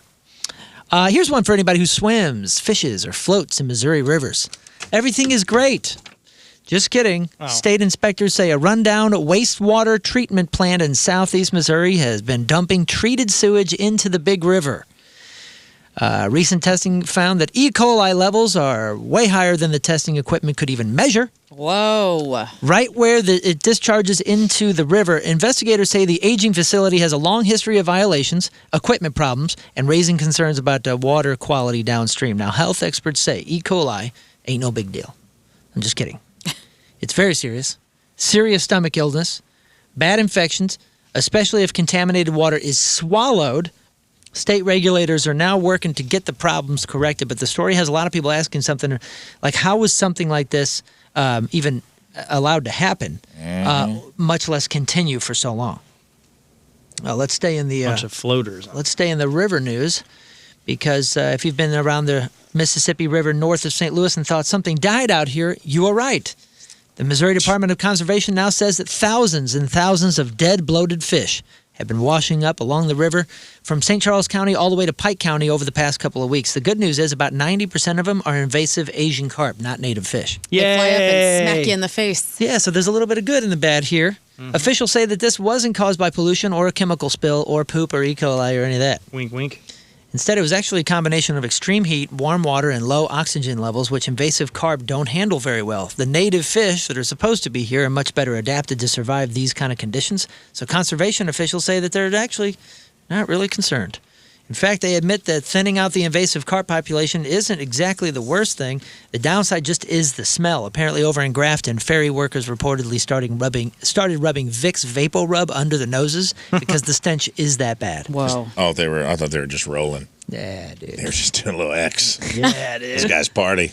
Birds, coyotes, and other scavengers are basically treating the river like an all-you-can-eat buffet. So it is an interesting scene down Good there. for this. Well, 7 married, 3 tried to warn us. That's right. Did I get that right? I don't know the bands on this station. The Water's Edge? Is that I got it. Yeah. I did it. Yeah. You did it, man. Look at that. You're really one of us. So, you remember the Zoom days, right? 2020, all the different Zoom things. We had countless stories, especially of older folks just making fools of themselves on Zooms with their backgrounds or their pants Boxer off. shorts, right? Yeah, something silly. We've all had some questionable Zoom backgrounds, but here's a city councillor in New Zealand that may have set a new standard. Jo Gaylor, a member of the Dunedin City Council, joined a live stream council meeting from her bathroom, interesting enough, but her laundry, including her underwear, was hanging up right behind her. Now, the mayor tried to politely save her, saying, "You might want to move your camera. We can see your washing." Oh. But here's what she said. This was this was an interesting response, I think. Thank you. Can you hear me? Can you hear me? Yeah, you might want to move your camera. Why? Where is Because it? I can see you washing. Oh, okay. I'm just suggesting. But anyway, please. Can you see me? Yes, we can. Oh, that's great. Okay, you can see my washing. You can see me. It's no problem. Okay, right. You can see me. You can see my washing. It's I no like it. problem. She She didn't didn't care care. at all. Viewers noticed a mysteriously shadow figure moving behind a frosted glass door in the background as well. At one point, you can apparently see a hand reach toward the door before quickly disappearing again. Nobody knows who that was. But yeah, I just like how this gal was like, yeah, great. I'm in the bathroom. You can see my underwear. Let's go. Yeah, you wear underwear too, right? I don't care. 3 teenage golfers saved a family from drowning while practicing for their high school team, Eastern View High School students, wherever that is. Andrew, Gavin, and Jackson were near the second hole of the country club of Culpeper when they heard screams coming from Lake Culpeper, and they spotted 2 adults and a 3-year-old struggling near a capsized kayak. The teens dropped their clubs, rushed down the embankment, swam almost 50 yards to reach and pulled all 3 to shore before first responders arrived. Quote, the guy actually came up to me and said, "You saved my life." Culpeper police chief said that he was praising their courageous acts, and as a bonus, they all got cut from the team. Oh, No, I'm just kidding. They all made Oh, the team. Everything's darn fine. it. QVC is getting a little bit spicy these days. The QVC beauty segment went completely off the rails when longtime hairpiece expert Tony Bratton was demonstrating a wig and trying to explain how natural the hair looked. What she meant to say, well, you know what? Let me just show you the audio of what happened, and you'll get the picture of what happened here. This is funny. I love to show the texture and this wave pattern. Again, it looks like you went and got a job at your blowout at your salon, and it looks beautiful. She immediately, the entire set started losing it, apparently. She at one point yelled, "Oh my God," and tried to continue selling the wig. Eventually had to duck out completely of the shot because she could not stop laughing. Oh, jeez. So it is a bummer that word is used that way. Right, like there's blowout and then there's another way. That's right. So she later said that QVC was actually great about the whole thing. They laughed at her, thanked her for staying professional. The clip has now gone viral, and of course, they've sold about 1 million more of these freaking wigs. So congratulations to her. Here's a story that's equal parts sad and unbelievable. A 48-year-old Florida woman is accused of taking her 9-year-old daughter to her with Target. I'm with her to Target. And then allegedly using the little girl to help steal a lot of merchandise. Deputies say store security watching the pair loaded unpaid items into a pink backpack and also caught the woman allegedly skipping items at the self-checkout before trying to leave the store. Woman arrested, charged with petty theft and contributing to the delinquency of a child. Investigators also say that she has prior theft convictions, making this far from her first run-in with the law. The part that really stinks is there's a 9-year-old here involved. And she's supposed to be arguing over what cereal they're getting, not what kind of hot merchandise they're putting in the backpack. 69-year-old Wisconsin man skipped the car keys and in a G move flew his helicopter to his local Cabela's because the drive was simply too long. Hey, I like this. Too much of a hassle. Sheriff's deputies responded Saturday night to an unusual parking complaint at the Richfield Cabela's. A helicopter had just touched down in the parking lot. Pilot from Rosendale flew roughly 50 miles, a trip that would have taken about an hour by car. Authorities issued no citations as the pilot was properly licensed, landed safely, met all FAA requirements, and seemed to be in pretty good spirits about it. Did he get a flight station? Dude, this guy, even the sheriff just said this is a unique way to make a shopping trip to avoid all the roundabouts that are so annoying in front of Cabela's. Yo, going back to self-checkout, that story before this one, when you guys are at self-checkout, do you guys, check ourselves out? Get a little dramatic with it so you are showing them that you're not stealing? 100%. I'm like, I am scanning this small thing that you can't see. Scanning, and I'm always, looking, I'm like... Putting on a show? I am putting on a show as I'm scanning stuff. It is, because I feel like... Yeah. Look at me put this in the bag. Swinging your full arm through, and you'll even do one where you don't get it, and you look at the thing, and you're like, clearly I got to scan that again. Right. I get nervous there thinking I'm putting 2 things at once into my bag, and I just want them to know I'm not. I pretend like I'm a street magician, and I start doing sleight of hand stuff. I'm taking items, and come over here and call me out. We really don't do this every time. That's what I was going to say. I'm not being crazy about this. I'm being serious. 90% of the time, I'm like that. I'm worried that they think I'm stealing.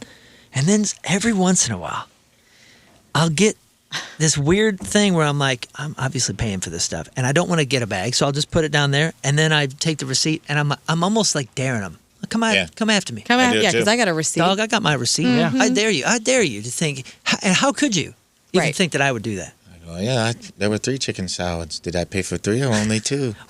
What is it about call me out? You gonna sound trust like Mark me? Wahlberg? Yeah. What is it about my punk rock nature? Is that what you want to come? That's after? what I mean. Yeah. Sometimes, I look like freaking Sebastian Bach going anywhere on a given day. Okay, I look pretty haggard, and I always because even going to vote the other day, I felt like people were looking at me like, who is this scum of the earth at the Daniel Boone Library on Clarkson? So when I'm like that, and I got my rock and roll T-shirts on and my guns hanging out, my arms, I feel like they think this woman has no money and she is going to steal everything. And I'm not. Yeah. I will pay gladly for what I buy. Come at me in my K-She T-shirt and my dangler earring. I dare you. How dare you? The riffraff. You know what? Everybody out there today, take the weekend. Steal something. What? No, what? I was just going to say, dare them. Don't put anything in a bag. Don't be performative and waving your Three Musketeers bar so everybody can see it. Just pay, get that receipt, dare them to come over to Here's you. what you do. Juggle some Yo Play around. Okay. Freak them out. Get the little single yogurts, something where you got a lot of them, and you're going, and then like they're trying to listen because it's gonna sound like the beginning of a Rush song, like, and they're not gonna know exactly. Was that the right amount of beeps? Right. And then let them call you out, and then make a stink about it. Make a huge stink. Make it smell. You know what? Make a big poopy stink about it. Get on Be the like, news. How dare you? Exactly. Anyway, I just Daryl. want to make sure I was in the norm, that I was the normie about it. I think everyone does it. And isn't that weird? They're making us work for them, and we're making a big show of it And to you're try making to us prove nervous. something Yeah. to them. Yeah. Also, I get really excited when I get to use the little gun, the little Ooh. barcode gun. I get that thing out I have at a Target. big one underneath the cart I'm going to scan. Ooh, yeah, I know. I'm like, oops, I'm at Home Depot. I need to get this big ass thing underneath that I can't lift. What, your That's Home tight. Depot, you can scan yourself? Oh yeah, they got a self checkout. They might have taken that right away from the area I'm over in. It's time to take really? the power back. Let's do that this weekend, St. Louis. Let's take the power back. Let's dare them. Let's dare them. Everybody, self-checkout. Dare you. I dare you. And that's your news. All right, we might try to sneak in a little bit of headline goo or food news next. Welcome back to the Rizzuto Show. We do have a few extra minutes, and I have a lot of food news, but there's something... Food news. There's something even bigger here. Food news in the room. In the room, breaking news. Somebody dropped off after I was roasted mercilessly yesterday for honestly keeping myself abreast of all things Uncrustable news, which is important for the United States of America. We appreciate it. Somebody dropped off 3 boxes of the new fridge-friendly Uncrustable. Yes. Wowie. And King Scott he has been talking a lot of Uncrustable trash. Hasn't had one in a long time. You're an idiot. Says that they're not any good. These are perfect. You're an idiot. These came in yesterday. I put them in the fridge. They're at the perfect thaw point. They really are. They do look weird, They're right? cold but thawed. I just listen, bonged one in record time. Listen, this is the culinary I equivalent. want a live review. This is the culinary equivalent of training wheels for a sandwich. Let's But go. I'm telling you, dude. This is a cold pocket. It's not that they took the crust. It's that it's been taken care of. It's so soft. It is- fabulous. These things are so freaking Looks like a good. little sun coming up from my belly. All right, we need a live. make May I one of have those one of kids the too that- hazelnut ones? Just because you were saying that maybe you didn't like them, but I want to tried be the them. judge. I've only had the grape one, and I'm now holding a raspberry one. I'm a little weird that he's trying a raspberry one for the first one. Oh no, you No, got a that grape. went grape. Okay, Yeah, good. grape, You got to go classic. All right, let's get a live review. Let's see what you think. Oh, it even right. smells See if we can perfect. change It your smells mind. fantastic. Smells like grandma's bread. Go on, sucker. Take us through bite for bite. All right. King Scott is now imbibing the Uncrustable. He's letting It's it good and Not- chewy. top notes. Let's get some top notes of grape, a little bit of peanutty. What I mean, that is a great peanut butter and jelly sandwich. Because It really is. the way they do the peanut butter, they coat both sides of the bread there, and then Yeah, you have to. You Whoa. got to seal the pocket. Kind of looks of like the moon.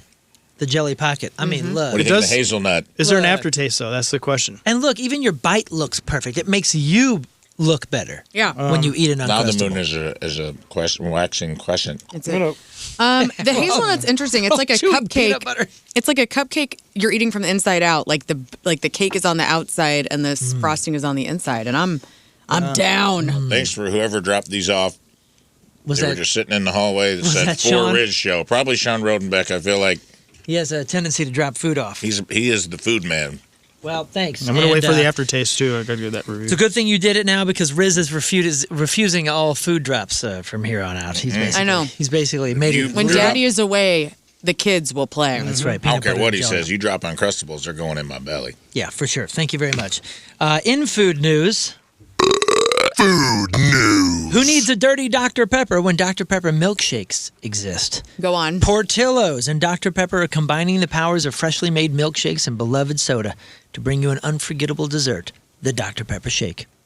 My daughter, my 17-year-old, is up in Chicago right now for a concert, and I'm going to tell her about this because she will give me an honest review of the Portillo Dr. Pepper shake. It is a, I guess they have a cake shake, and now they're making like a soda-flavored Dr. Pepper shake that mixes Dr. Pepper into the Portillo's classic vanilla milkshake to make sweet, smooth, thick, sip-enriched Dr. Pepper's caramel, cherry, and vanilla That sounds notes. delicious. I know, it sounds freaking perfect. While Dr. Pepper can be used to making cake, this cake shake simply adds hunks of Portillo's famous house-made chocolate cake straight into the Dr. Pepper shake for a truly decadent ice cream dessert. This thing sounds so good. They got it all over Instagram. I'll take a few of them. I'll take a few for sure. I wish we had a Portillo's down here, but it is kind of cool that it's a special Illinois-born chain that's sort of... There's one close. Someone, last time we talked, I can't remember where. Is it over in Edwardsville But it's or something? not, no, it's not that close, but it's not all the way up by Chicago. It's like Springfield area. It's like within an hour. Really? Yeah, let me see. Well, we'll accept a Dr. Pepper shake float, whatever it is. I mean, I'd drive an hour for that. Speaking of soda, and this is bad news for Mama Moon. Yeah, it's Springfield. Mama- Springfield, Illinois. Mama Moon, you're going to be upset. All right. Okay, thanks, Mom. Mom just had an Uncrustable. Yeah. No, she probably just had her Diet Coke. She has a daily Diet Coke. I don't know. That could have been the work of a pilgrim ghost. As That's for what her, it sounded like. as for basically her entire adult life, a large new study published in the peer-reviewed journal Neurology suggests that frequent artificial sweetener consumption may speed up cognitive decline. 12,000 people were tracked. 12,000 adults tracked, and researchers found the highest consumers of low and no-calorie sweeteners declined 62% faster than the lowest group, equivalent to 1.6 years of brain aging. So the middle consumption group declined 35% faster, roughly 1.3 years. Effects were most pronounced in adults under 60 and those with diabetes. Researchers examined 7 sweeteners commonly found in sodas, energy drinks, yogurts, low-calorie desserts, including aspartame, erythritol, and saccharin. Participants were tested on memory, verbal fluency, and processing speed at 3 intervals throughout the study. So, daily diet soda may accelerate brain aging is the headline. What? Yep. And staying in soda news, Pepsi is heading somewhere you probably didn't expect. They're coming into your shower. The soda giant has teamed up with beauty brand Glam Light on its first ever body care collection, transforming 2 of its familiar flavor profiles into products designed for your bathroom instead of your fridge. Now, there is, I don't remember if it's Dr. Squatch or one of them things, but they have like a tobacco soap or and there's like a whiskey soap that you would think would be pretty nasty. You don't want to smell like booze. But whatever they did with it is actually kind of cool. It's like a bourbon soap or something like that. So maybe this works. Vanilla Slushy Body Scrub, $12. Made with mineral exfoliants and glycerin, and there's a wild cherry body wash, also $12, formulated with a bunch of things, and shea butter and fruit acid complex. So both products launched first through a TikTok shop on July 31st, just a few days ago, and it is expanding further. While the collection might sound like another novelty brand collection or collaboration, Glamlight says that it's been developing body care for nearly 5 years.